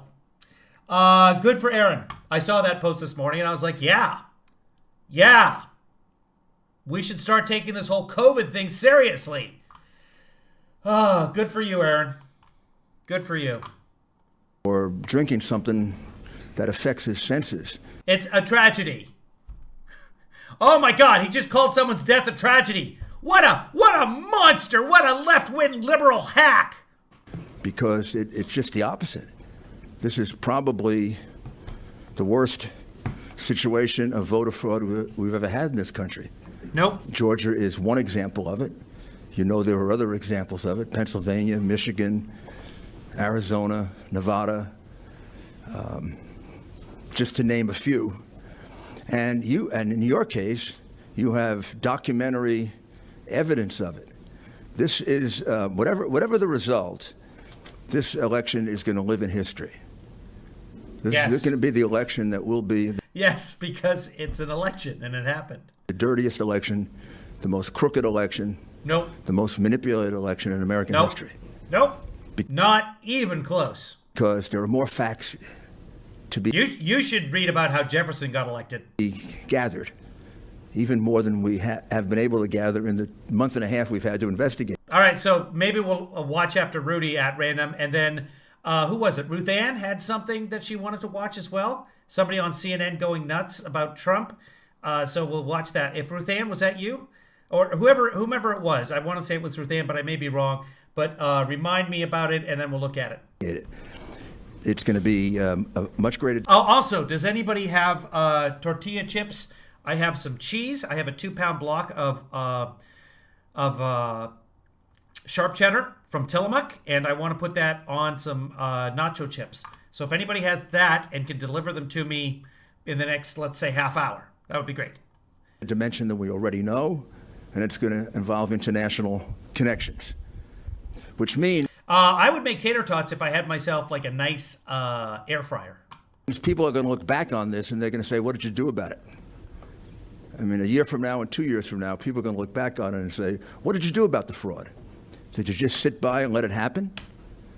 And Georgia is going to be at the center of it because you have what I call the Zapruder film, the Zapruder film. I don't know if everybody remembers the Zapruder film, but it was the film of the Kennedy assassination that demonstrated the inadequacies of the Warren Commission that live in infamy now. Well, you don't want to live in infamy. You want to live in heroism. And you want to live in a situation where you do something about it. And you're not cowered by the media, by big tech, big corporations, and unfortunately the crooked leadership of the Democrat Party. Because this was not an accident. This was organized. What happened here in this state is precisely the same thing that happened in Pennsylvania, in Michigan, in Arizona, and some of it happened at exactly the same time, particularly that phony situation at the Fulton County Center, which you have documented. If you can watch that and not realize that this was a major situation of voter fraud, then you're a fool or a liar. No, you're the fool because it's all been explained. You can watch the entire tape. Remember the last time we were in this room, there was a lady, a lawyer for the Trump campaign, not getting paid for some reason, who showed parts of that tape, only the parts of the suitcases being pulled out. And we don't know where they came from because they didn't watch the tape. It's quite obvious that they are counting ballots illegally. The law of this state says that the counting of ballots has to be public, that it has to be allowance. It does not say that. It says that that observers can be there. It doesn't say the observers are required to be in the room. And with that many counties, there's going to be a bunch of places where there are no observers. But there's people that are counting the ballots, and we trust them because they're doing their jobs, and they're never by themselves just counting the ballots.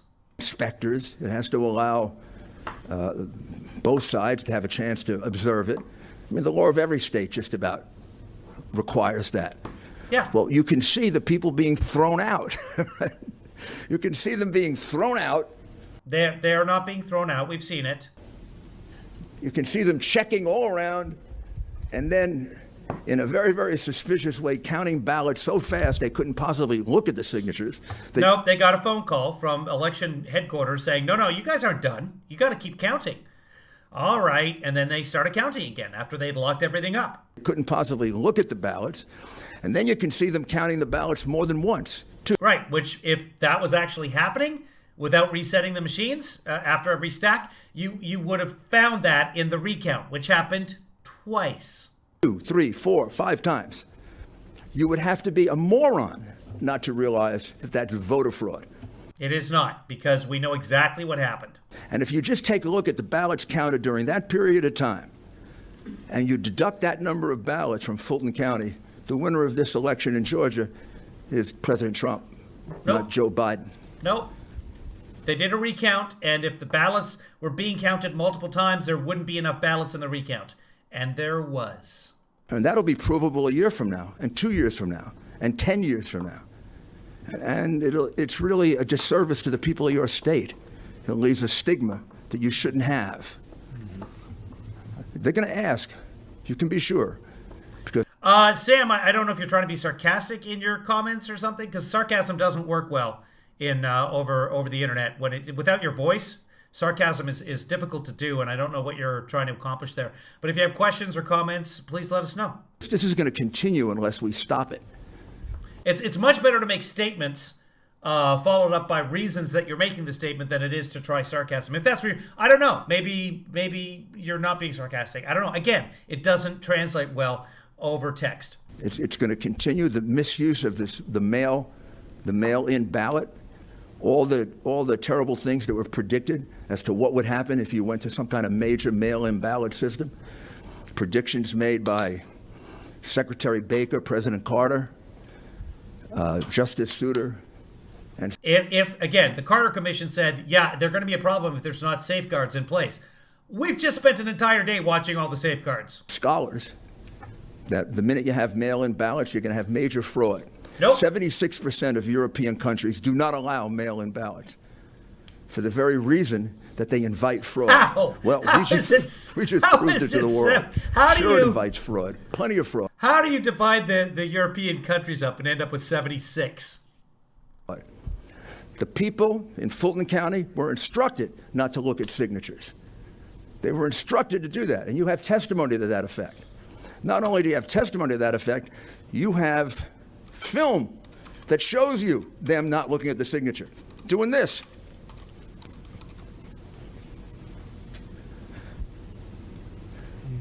It's going to happen again.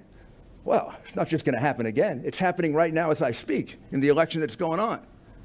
The same fraud that went on in the prior election is going on right now with the mail-in ballots because of the unlawful, unconstitutional consent decree that your Secretary of State, I guess, entered into.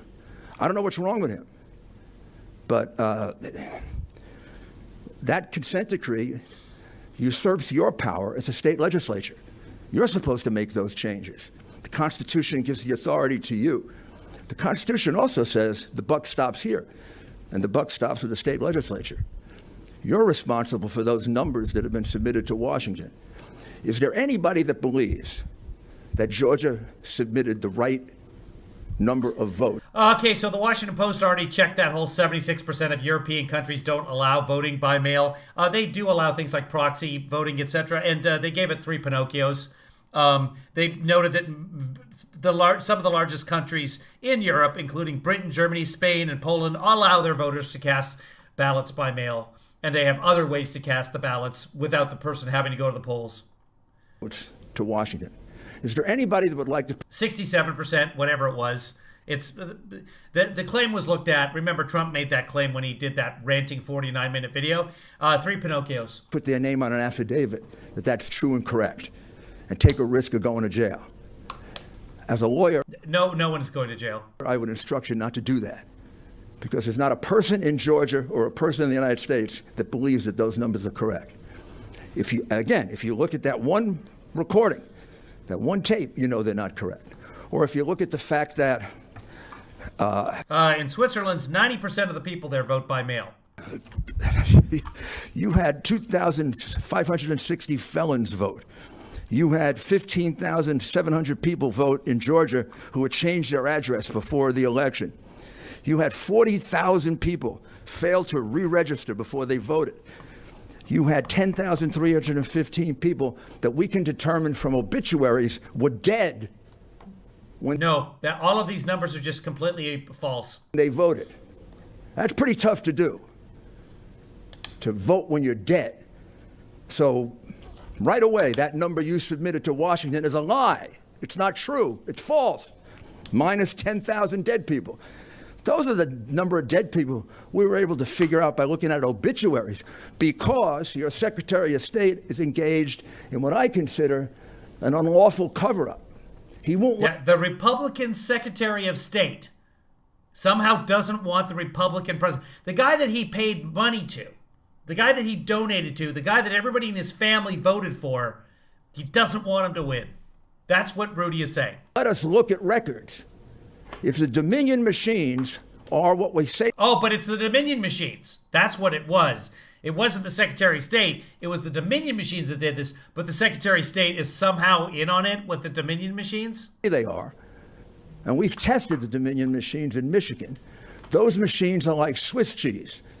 You can invade them. 90% of the Swiss vote by mail. You can get in them. You can change the vote. You can fractionalize the vote. Speaking of cheese, anybody with those Tostitos, preferably baked? Could you bring those by? Why would you ever fractionalize a vote? There's not such a thing as half a vote or a quarter of a vote. Why would you have an election machine where you can change the vote? The liars who run Dominion have said you can't change the vote. Read the manual. Read their manual. Their manual says you can change the vote. Why should you be allowed to change a vote in a voting machine? Once that vote goes in there, that's it. You shouldn't be able to change it. You shouldn't be able to move it from Trump to Biden or from Biden to Trump. Well, you can do that in the Dominion machine. Our people have inspected 22 Dominion machines. We've submitted affidavits from, and they're all ex-military people who did this work for the NSA and for the United States. The guy who fixed cars in the military. Government. Every time they would count in the machine, they would get a different count. They were able to move votes, massive number of votes, from one side to the other. They caught, in this county, 6,000 votes having been moved from Trump to Biden, which had to be reversed. But those are the only machines we've ever gotten to look at. If 22 machines move 6,000 votes, how many machines do you have here? How many votes do you think they moved? And why is it that the Secretary of State won't allow us to examine them? If he's so Yeah, I think that's fraud on Rudy's part. So sure this was the cleanest election in history, let us examine the machines. We'll find out really. Oh yeah, Green Room and anybody else, Sean or anybody else or Barb or whoever's in Europe right now. So you vote by paper. Do you take it? Do you do it out of polling booth? But can you guys vote absentee? You're green on the little map we're looking at. Really fast. We'll find out really fast if this was the cleanest election in history or the biggest scandal in terms of voting in the history of our country. We'll find out in 2 days. Or we can go get the gentleman you had before. The gentleman you had here before who can examine the ballots. He can tell you in a day. He can find out were there illegal. The guy who posted the slide together that said that the Fulton County ballot belonged to the other county, Morgan County, that guy? That's the one you want to give all the evidence? Okay. Ballots submitted. He can tell you whether it's an official ballot of the state of Georgia or one made up in a garage somewhere. Okay, German Herman voted by mail. So that's right there. That's 100% of Europeans that have told us. We could do it that way too. So they could plug in an extra 30 or 40,000 Biden votes. He can tell you that definitively, scientifically. We can find out if it was the cleanest election in history. No, he can't do that scientifically. He's a moron. Or the biggest fraud in history. Who's stopping us? Your Secretary of State is stopping us. If he's so sure that it's the cleanest vote ever. That's interesting, Green Room. You said you had no absentee ballots, but it says your country on the little map in the Washington Post, according to the International Institute for Democracy and Electoral Assistance, Ireland has some voters who are allowed to vote absentee. In history. So maybe it's something inside of your age range or something. I don't even know. Then let us examine the ballots. Let us forensically examine the ballots. Let's not keep recounting the same crooked votes that we counted in the first place. The recount in Cobb County is a joke. It's an insult. In what way? Yeah, I mean, I can keep recounting the same phony votes over and over again, and I'll get the same result. Let us examine the ballots, instead, Mr. Secretary of State. Let us examine the machines. And why are you stopping us from doing that? Why are you stopping? Well, there's either a whole bunch of phony votes, of phony ballots, or people are counting ballots multiple times. Not both. Because the counts always match. The people from Georgia to find out if these allegations, which are made now by numerous witnesses, I don't know how many witnesses you've had that have demonstrated fraud. Well, let's find out. Oh, I can tell you, 0. Out how extensive it was. It's easy to do. It'll take about 3-4 days. There's a scientific process to do it. And if you need evidence that this was a deliberate fraud, that's your best evidence. I mean, why would they stop the gentleman? The best evidence that there's fraud is not letting the guy who got the county ballot wrong examine all the ballots. That's your best evidence that there's fraud. That's what Rudy's saying right now. Who testified earlier from examining ballots this morning, other than the fact that they know if he examines those ballots, he's going to pull out 20,000, 30,000, 40,000, 50,000 ballots that were made up by the Democrat Party. Democratic and no. And submitted and put in during periods of time like what you saw. Sean says if you're away from home, work at a university abroad, then you can vote absentee, but otherwise you have to vote in person. Okay. Or on video. That's exactly what was happening. And if you look at the number of votes during that period of time, Biden gained 138,000 vote advantage during that period of time from those votes. Yeah, Race, you can request to do forensics audits in just about all of these areas. You have to pay to have the people work them with you so that you don't do anything to the ballots. Nobody's willing to pay. See, here's the thing. We could prove almost instantly. The Trump campaign could prove Melissa Carone. She's the one everybody talks about. She's the blonde who said that she saw this and saw that and said, what did you do with the ballots? Something funny? Did you do something wacky with them? She claims that she saw thousands of ballots being scanned over and over and over again by Dominion machines. And she claims that she was a Dominion worker. She's a part-timer, and Dominion actually wrote a letter to her that just tore her apart. They're like, lady, you worked for us as a vendor for a day, and your job was just to watch. Your job was not to take... Anyway. So she's claiming in Wayne County, Michigan, that, and Rudy did these numbers, about 16,000 ballots. Just the ones she saw were counted multiple times. So just do a recount in Michigan. You're going to find at least a 16,000 vote difference where the vote was cast, but there's no ballot for it. And to do that would cost to do that in every precinct, all 99 precincts in Wayne County would cost $24,750, less than 25 grand. The Trump campaign, as of the beginning of this month, had taken in, between the election and the beginning of this month, had taken in $203 million. And they're not willing to spend 25 grand in Wayne County because that would show that the number of ballots matched the number that were counted and that there was no fraud. But they're not willing to do that because this is all about fundraising. This is just a con game. So yeah, if they really wanted to inspect these ballots, they could pay. So he's just up there blustering. Oh, they're hiding them from us. No. You pay them to do it, and they'll do just about anything you want. You take that advantage away, who wins this state? Let me conclude by saying something that I find people resist, and maybe it's because we've never faced this before. Oh, that's interesting. Green Room says in Ireland they had a recent abortion and gay marriage vote in the last few years, and a lot of people had to fly home to vote. That's interesting. You guys need to get that together. You really got to start doing the absentee ballot. Our founding fathers miraculously probably envisioned everything that would happen to us. They even envisioned this. Yeah. A disputed election, cheating, stealing. Okay. And they made a choice. Yeah. They made a choice of where to put the responsibility in a difficult situation like that. Article 1, Section 2 of the Constitution puts that responsibility. That section has nothing to do with fraud, by the way. It just says you guys decide how you choose your own electors. That's up to you guys, not the federal government. That's all. Right here. In the state. That was to have the states feel like they had more power to choose the president, and that was part of the Great Compromise. In the sometimes called the Connecticut Compromise. Legislatures of the several states, you are responsible for the selection of the electors, not the governor, not your Secretary of State who's covering up everything he can cover up.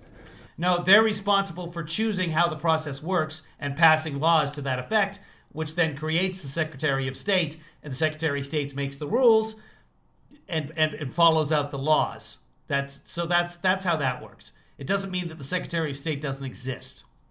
Not anybody else, but you. It's your power. It doesn't come from the state constitution. Right, it comes and they from the delegate United their power. States Constitution. It also comes from the state constitution, but okay. Subjected to needing a special session, the governor has no right really to interfere in it. He has no right to call a special session or not call a special session. He does have rights under the Georgia State Constitution. That's how governors work. The Constitution has taken him out of the process. The Constitution put the power in the state legislature. And the state legislature created their own constitution, which then empowers the governor. So strong that you can take that power back right up to the last moment You could take it back. And that moment passed on December 8th. 2 minutes before the electoral votes are counted. No, you can't. That in the law, it says very clearly in United States federal law, which is above state law, that power takes place on December 8th, and only the laws of the state on December 8th, which is the safe harbor day, in this case, this year it was December 8th, only the laws in place on December 8th allow for certified choice of electors. No other laws. You can't change the laws after the fact. We've covered this as a country. Because ultimately it's your responsibility. You delegated it to them in the first place. Right. And if you feel that they're exercising it improperly, it is your obligation to stop them from doing it. And they didn't do that. You know they exercised it improperly. You know that. No, they don't know that. You've got so much evidence of it. There are 10 ways to demonstrate it. There are 10 ways to demonstrate that this election was stolen, that the votes were phony, that there were a lot of them. Dead people, felons, phony ballots. You know what? They haven't presented, none of the witnesses here have presented anything to do with dead people. Phony mail-in ballots. None of them have a list of felons that voted. None of them. How is it that... Instead, they were shredding envelopes for an election that didn't take place. That's the evidence that we got today. In every single Republican county in this state, state senators ran ahead of the president by 4 to 6%. Because the president is really, really, really bad. Every single one. He underperformed himself from last time. Exactly the same, 4 to 6%. We know the president's favorability in this state. We know that, at least in a few of those cases, he's going to run ahead of the Republican senators. And it just so happens, it's just in the states where they fixed the vote that happened. In other states, the president ran ahead of most Republican state senators. So I'm tired of demonstrating it. There are so many ways of demonstrating it. You know it. This is a question of courage. It's ultimately a question of courage. Well, then color me a coward, because there's no evidence of actual voter fraud. Do you have the courage to stand up to the obligation the Constitution of the United States put on you to save our people from fraud, to save the reputation of the state of Georgia from in history, certifying a phony vote that led to the wrong result in an election, which will be the verdict of history? Or do you have the courage to put up with what's going to happen if you in fact change that certification and do the right thing? You'll be attacked, you'll be pilloried, you'll be... Right, because you're overturning the results of an election. A democratically elected official will now not be the one who's elected because you thought that fraud might have maybe happened somewhere in all the evidence, even though all of the evidence points to the contrary. Yeah, okay. Described in all sorts of horrible ways. But you'll wake up the next morning and look in the mirror and you'll be able to say, I did the right thing. And that's what you should be about in public office. Not worried about what people say, but what you did. And I'll tell you another thing. Your decision will stand the test of history, because this is going to prove to be even worse than it is now, and it's pretty bad. So I implore you, hold a session, take a vote, do the right thing, and... It makes no difference, and those state senators know it. They can hold a session and have a vote. It doesn't matter.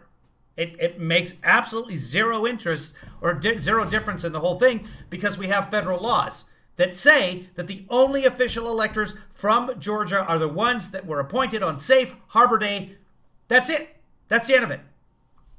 Forget the criticism. You know what the right thing to do is. It's not criticism. It's not a thing.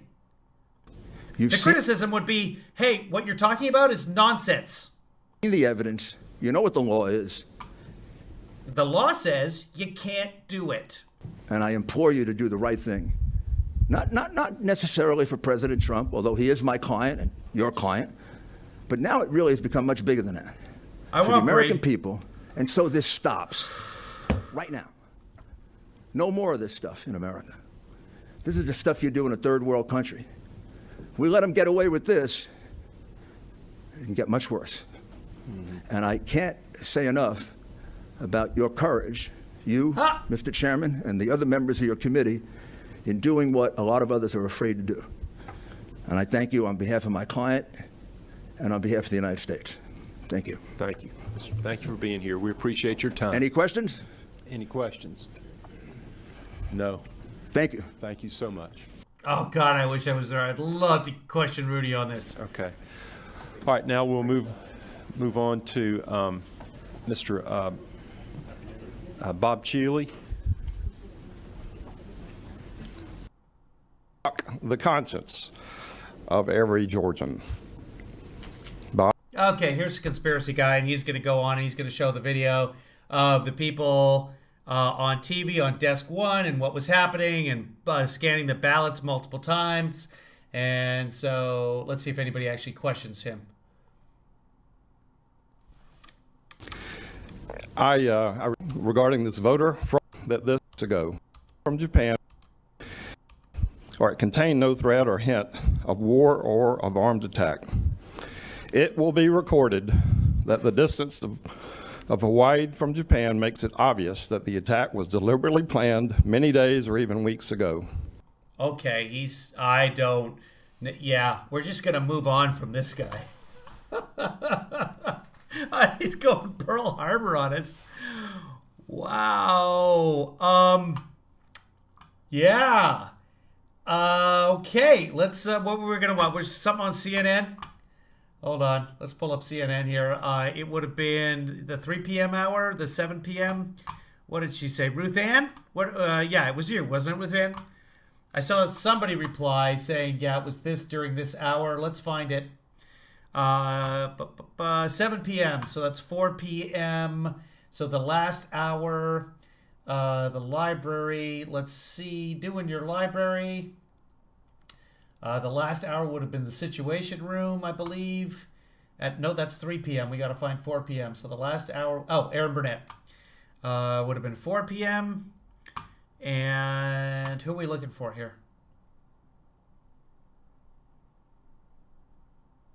Waiting, waiting, waiting. Keep the people waiting, waiting, waiting, waiting. Come on.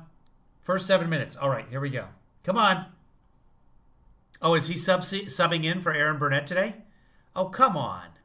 Oh, John Harwood. Okay. So, he's probably subbing in today for Aaron. And how about playing now? YouTube? All right, let's... No? It just doesn't want to come in. Hold on, I'm going to shut the browser and bring it back up again, see if we can make this work. YouTube TV, and library. And let's go to Aaron Burnett. There she is. She's right out front. Here she comes. Let's see if she'll play for us this time.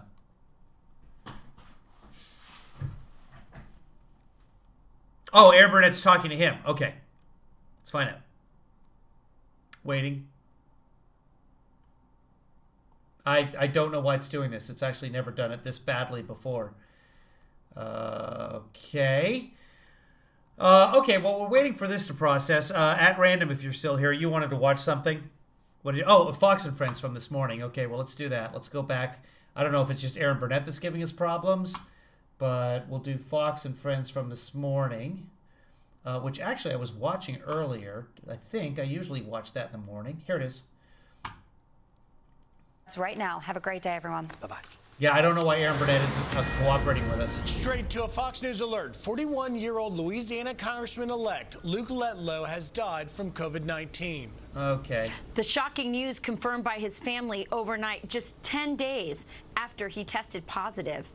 Todd Pyro joins. Yeah, it's a really serious disease. Now, what matters is the amount of money behind an effort like this, because you have to get 1.5 million signatures. And I'm trying to find the doctor of our story based on the Hunter Biden laptop. Oh, good, Hunter Biden. Very That's serious the people. part. Almost the entire media, senior intelligence officials. Is this a doctor? Alone in trying to adapt this. I mean, we've seen this with. Oh, now we're talking about Hilaria? Baldwin accused of faking Spanish heritage. Oh, that's what's going on. I know there was something. I paid no attention to that one. I don't care. Politicians like Beto trying to, sort of change his name and pretend like maybe he had some Hispanic heritage too for advantage. I know. Well, I guess the name, for those of us that are native. At random, are you here? You grew up in. 45 minutes an hour. Is this the doctor right here? Nope. Something about the Soviet Ukraine. At rate of, let's see. Trying to figure out where this doctor is that you're talking about. That looks like it's stimulus stuff. The TV doctor? This is the person, woman, man, camera TV guy. Let's go back here. That might be what we're looking at. I bet that's it. The censorship and frankly, the election meddling by big tech. I think actually that's a bipartisan issue. Shocking news confirmed. Tell us about what. Yeah, there's her doc. The coronavirus, Ludlow, was set to be confirmed on Sunday. We want to bring in now Fox News medical contributor Dr. Mark Siegel. Good morning, Dr. Siegel. This is tough news, sad news. We have to bring you on. Yes. But what can you tell us about what has happened? Well, first of all, this is a reminder that the virus comes in two phases, that first you get the virus, the second is you get the inflammation from the virus. And even though, as we've documented over and over, vast majority of the time it's elderly people that die of this or obese, and the congressman was neither. But from what his doctor is reporting, Griff, he had this since December 19th. It looked like he was out of the woods, but then he was transferred to Louisiana State University ICU, and then he went downhill, and it looked like it was his heart rather than his lungs. We've always focused on the lungs, the inflammation in the lungs, but we need to say more that it can affect the heart. This is very unusual. I don't want people out there to think that this is common. It does not appear from what I'm hearing that he had underlying conditions. This just reminds you that this virus is somewhat unpredictable and can be quite tragic. Okay. Yeah, it is definitely unpredictable. It's so sad. I know when my husband and I heard the news this morning, we just thought, God, he just worked so hard this whole year to win his election and have this happen to him. I again, just want to give you another opportunity. I think this makes people very frightened because he was so young. Most of us would not think somebody without underlying conditions that this could happen to. This is happening over and over and over again. There was a hockey coach who was 29. There was a guy who worked for the Dodgers that was, I think, 31, something like that. There's a woman who worked at a restaurant down the street, 32 years old, gone. I mean, this is over and over again. People in their 20s, 30s, 40s, 50s, they can die. A sign of maybe a different strain of COVID, or what are your thoughts on that? No, but I don't think that. It's a really good point, but I don't think that because the strain we're about to talk about is more transmissible, but not more severe, does not cause more severe outcomes. He also, I want to point out, got remdesivir, the antiviral treatment that we use, and he got dexamethasone, which is a steroid that we use in later stages to damp down on that inflammation, and that has been quite helpful. So this is definitely a very, very rare situation. Again, our heart goes out to his family, but it's not something I want the public to say, now I'm not out of I'm at risk too. Really uncommon. But if you recall, at the beginning of the pandemic, we were seeing some of this too. It can happen. Now, we don't know for sure he didn't have an underlying condition, but that's what his doctors are reporting. Wow. You know, we want to make sure that that's not the case because that can predispose to this. But it looks like it was just a rare situation. Genetically, everyone is different, and some people respond to this virus differently than others. Right. So the public is at risk. What an irresponsible thing to say. Boost the immune response they need, and others don't. But it's a reminder to get early care, to get race. Yes, statistically, most of the people who die are elderly or those with 2 or more comorbidities. Yes, but a ton of people are dying without that. The best possible care. The vast majority of the time, you're going to be fine. Doctor, I want to get your thoughts on what Colorado health officials are confirming. It's the first U.S. case of the new highly infectious strain of the coronavirus. What do we need to know about this? We know by the first case that there's at least 2 cases. Now we've confirmed 2 cases, neither of which traveled to England or anywhere else. They haven't done any traveling, so someone gave them that strain. So we know that there's more out there. It's community spread. It's here. By the way, they just, I think, confirmed a couple of hours ago that it's in Los Angeles as well. Our spread has been out of control, even though we've been locking down and been told not to gather. Yes, it's here. Well, Jason, you know what we need to know about this? This is the opposite side of the coin, that we don't need to panic here, because this strain, we hear the word mutation and we get really worried. But I want everyone to know that over the course of a pandemic, new strains always mutate, they always change, and they almost definitely will change in the direction of something that's more easily transmissible, because that gives the virus a survival advantage. But here's something you're not hearing. The 17 other countries so far where this has spread, it has not. I mean, that's not the way it works, but okay. Not taken root. We do that with all viruses. We look to see, is it becoming the predominant strain? And so far, it's only in southern England where that's been the case. And that's crucial that we do that kind of genetic testing. The one thing about this and we don't, and that's a problem. 17-year-old in Colorado is we haven't yet figured out if it's linked to travel to the UK, and all other 17. No, we have figured that. We knew that this morning. Countries, it was always linked to travel to the United Kingdom. I'm sure we're going to find that out here. So it hasn't taken root here. Ray says, no, statistically the majority are 2 or more comorbidities and are elderly. You're claiming the minority of deaths from the younger is the ton. That's backwards logic. I'm not even sure what you're saying there, but no, I'm not. I'm saying it's more common to die because you're old and you get the virus, or you have comorbidities and you get the virus, but you don't have to have those things. There are thousands of examples of people who are perfectly healthy and young and have died.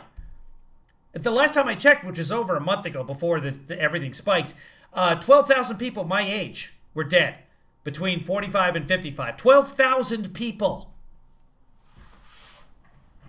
We're testing for it. We're isolating it. We want to keep it from becoming. Here's the point. He's saying that people aren't at risk, that the American population isn't at risk, that they shouldn't be worried about it. They absolutely should be worried about it, 100%. Why? Because it's killing people, thousands of people that shouldn't be dying. A predominant strain, obviously, because it spreads so much more easily. Dr. Siegel, there is some good news breaking overnight coming out of the UK, and that is their approval of the use of the Oxford AstraZeneca COVID-19 vaccine, which is reported to be easier to handle in store. Yeah. Yeah, I think that's great news. And I don't think we've spent enough time talking about how exciting and unbelievable it is that we're getting these vaccines. One vaccine in 5 years is considered unbelievable. We're getting at least 3. Man, Sean, I'm sorry to hear that. I hope you turn out okay. Keep us updated when you come in to visit. Now in 9 months, and you know, there's all this criticism, Griff, about the first 2. Only 11 million doses have been sent out so far, and only 2.5 million people. Oh wow, your brother's still in the hospitalized. Is he in the ICU, Ruth Ann? I hope he gets okay. And then of course the story. I don't even want to get into it right now. Ruth Ann, I'm hoping for your brother. Gotten it. Guess what? That's a lot of people to get a brand new vaccine in a week or two. And now here's another vaccine, the Oxford vaccine. That's coming from a really, really excellent vaccine institute, the Jenner Institute in the United Kingdom in London. And it looks like it's about 90% effective, which isn't quite up at the level of the other two, the Pfizer and the Moderna, but it's really, really good. And it has the advantage of something that you could ship around easily and doesn't have to be stored in the cold.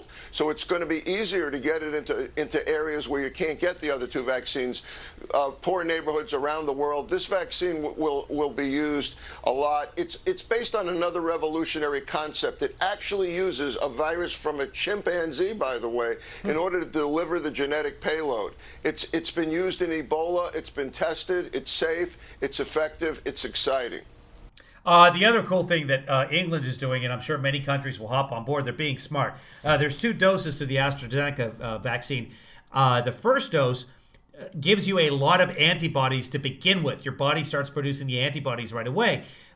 So what they're doing, and it gives you a certain level of resistance to the virus. So what they're doing is they're trying to give everybody they can the first dose, and then go back and start giving people the second dose so that you build up as much immunity as possible in as many people as possible, and then go back and then boost that immunity up to 90%, which is smart because you want at least some people.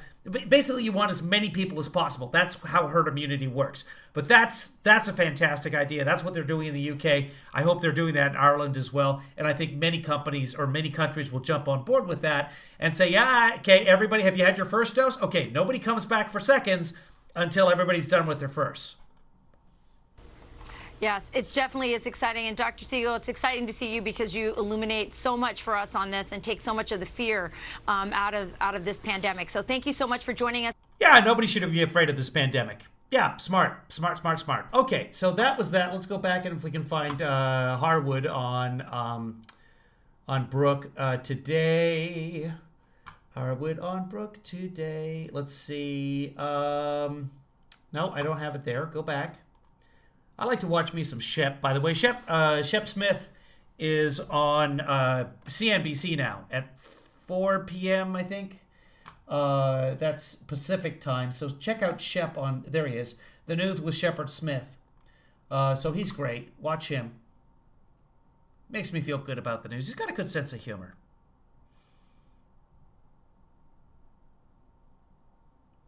I don't know if we're going to be able to make this work, Ruth Ann. I'm sorry.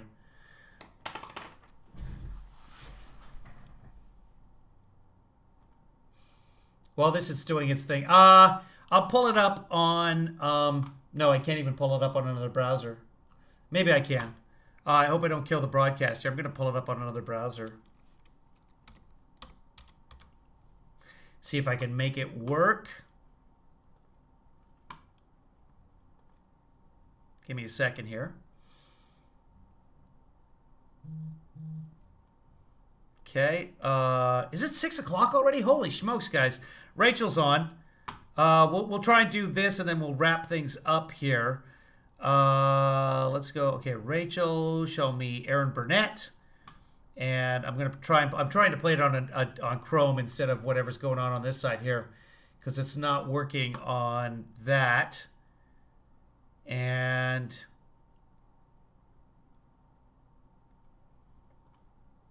not having any luck there. One more attempt here. Gonna shut it down on one side. You guys are gonna see him for a second. Here you can listen to the crazy man. I respectfully submit that this plan was regarding this voter fraud at State Farm Arena was deliberately planned. It had to be many weeks before this election, and it represents an imperialist attitude by some that they have the right to cancel out the votes of the good people of this state. And that imperialist attitude, if not corrected by this body, the Senate and this House, will lead to tyranny. Just as our founding father, Thomas Jefferson, said when he said, "We in America do not have government by the majority. We have government by the majority who participate. All tyranny needs to gain a foothold is for good people of good conscience to remain silent." I trust that our elected officials in the House and the Senate will not remain silent. Thank you. Thank you, Mr. Chief. And of course, that is not a Thomas Jefferson quote.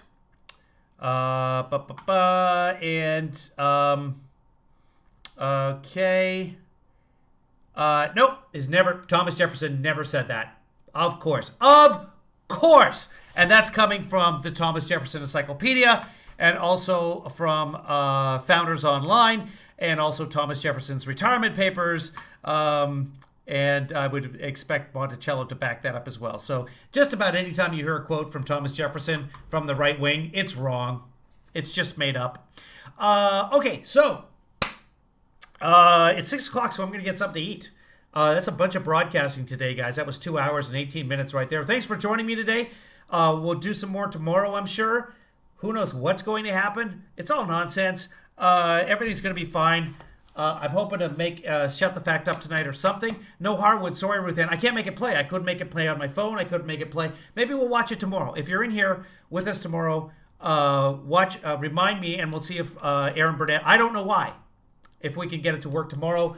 YouTube TV isn't showing it to me. Maybe Erin Burnett gets repeated at 1 in the morning. I don't know. I'll give it another shot. Actually, I don't think she does.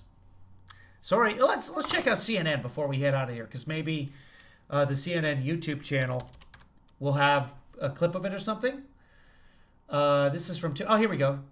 This is 2 hours ago. Let's see if we get lucky. It's a move that will delight President Trump and rankle Republican leadership. Josh Hawley becoming the first Republican senator to say he'll object when Congress meets next week to certify Joe Biden's win, an effort that won't change the outcome but could set up a showdown in Washington. That's Caitlin Collins speaking right now. There is a very clear process to handle and dispense with objections from members of Congress to the counting of the result. Okay, so that's not it. So that's okay. So is he substituting? I don't know. If Acosta's substituting for, Ruth Ann, is this what we're talking about? Was it Acosta substituting? His conference. So I think that's why the warning came out. It wasn't just from McConnell. It was from some of his top. I don't know what show he substituted on. I don't know what Erin Burnett did her own show. Let's go back to CNN here. Kevin Lee Daughter wants something. Hold on. Let's go back to CNN right here, and videos, and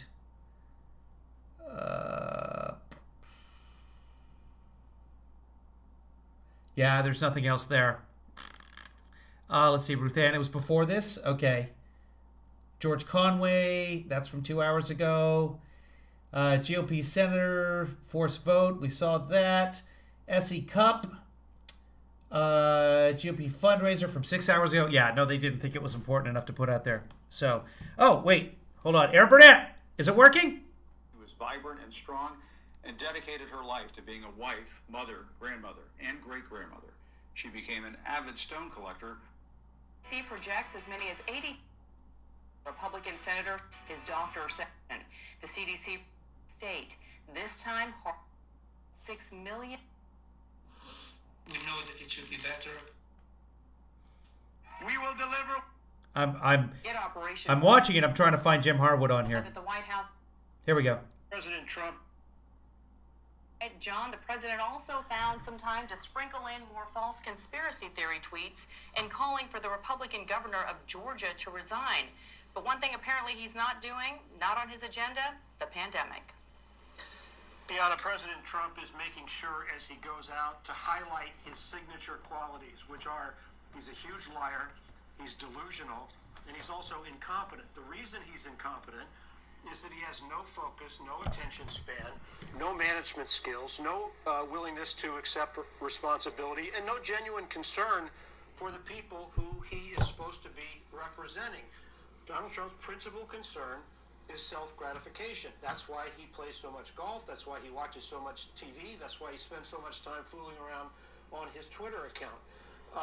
There's an additional problem. Can you guys hear that? Is the Republican Party that he leads. They're very proudly disdainful of government, of experts, of elites, and that's not a great formula if you need your government in a crisis to do something in an expert elite fashion, which is what we need on Operation Warp Speed and the distribution of these vaccines. So as a result, you've got this, what might have been the signature accomplishment of the end of President Trump's term, the one sweet spot of 2020, the breakthrough in the vaccine and the rapid distribution. It's going in a subpar fashion. Now, it's a good thing that people like Moncef Slaoui and Admiral Giroir are acknowledging shortcomings and saying they're going to do better. But it's a better thing that in 3 weeks we're going to have a new administration that whatever you think of their ideology or the policies they favor, they know what they're doing in terms of running the government and making the government work. Yeah, they're following the science, which is Mission what Warp Speed and the this president at least should have been doing this past year instead of us. I got it for real. Hold on. And out front next, Florida goes. Distribution of these vaccines. So as a result, you've got this, what might have been the signature accomplishment of the end of President Trump's term, the one sweet spot of 2020, the breakthrough in the vaccine and the rapid distribution. It's going in a subpar fashion. Now, it's a good thing that people like Moncef Slaoui and Admiral Giroir are acknowledging shortcomings and saying they're going to do better. But it's a better thing that in 3 weeks we're going to have a new administration that, whatever you think of their ideology or the policies they favor, they know what they're doing in terms of running the government and making the government work. Yeah, they're following the science, which is what this administration and this president at least should have been doing this past year, instead of, as CNN reported last night, outraged about renovations that are taking place at Mar-a-Lago. John Harwood, thank you so much for breaking it down for us, as always. And out front now, Dr. Rachel Herlihy, the state epidemiologist for the Colorado Department. Cool. Okay, so that's it for the broadcast. I'm hungry. I'm going to go eat something. Thanks a lot for watching, everybody. Be safe. Be good to each other. Go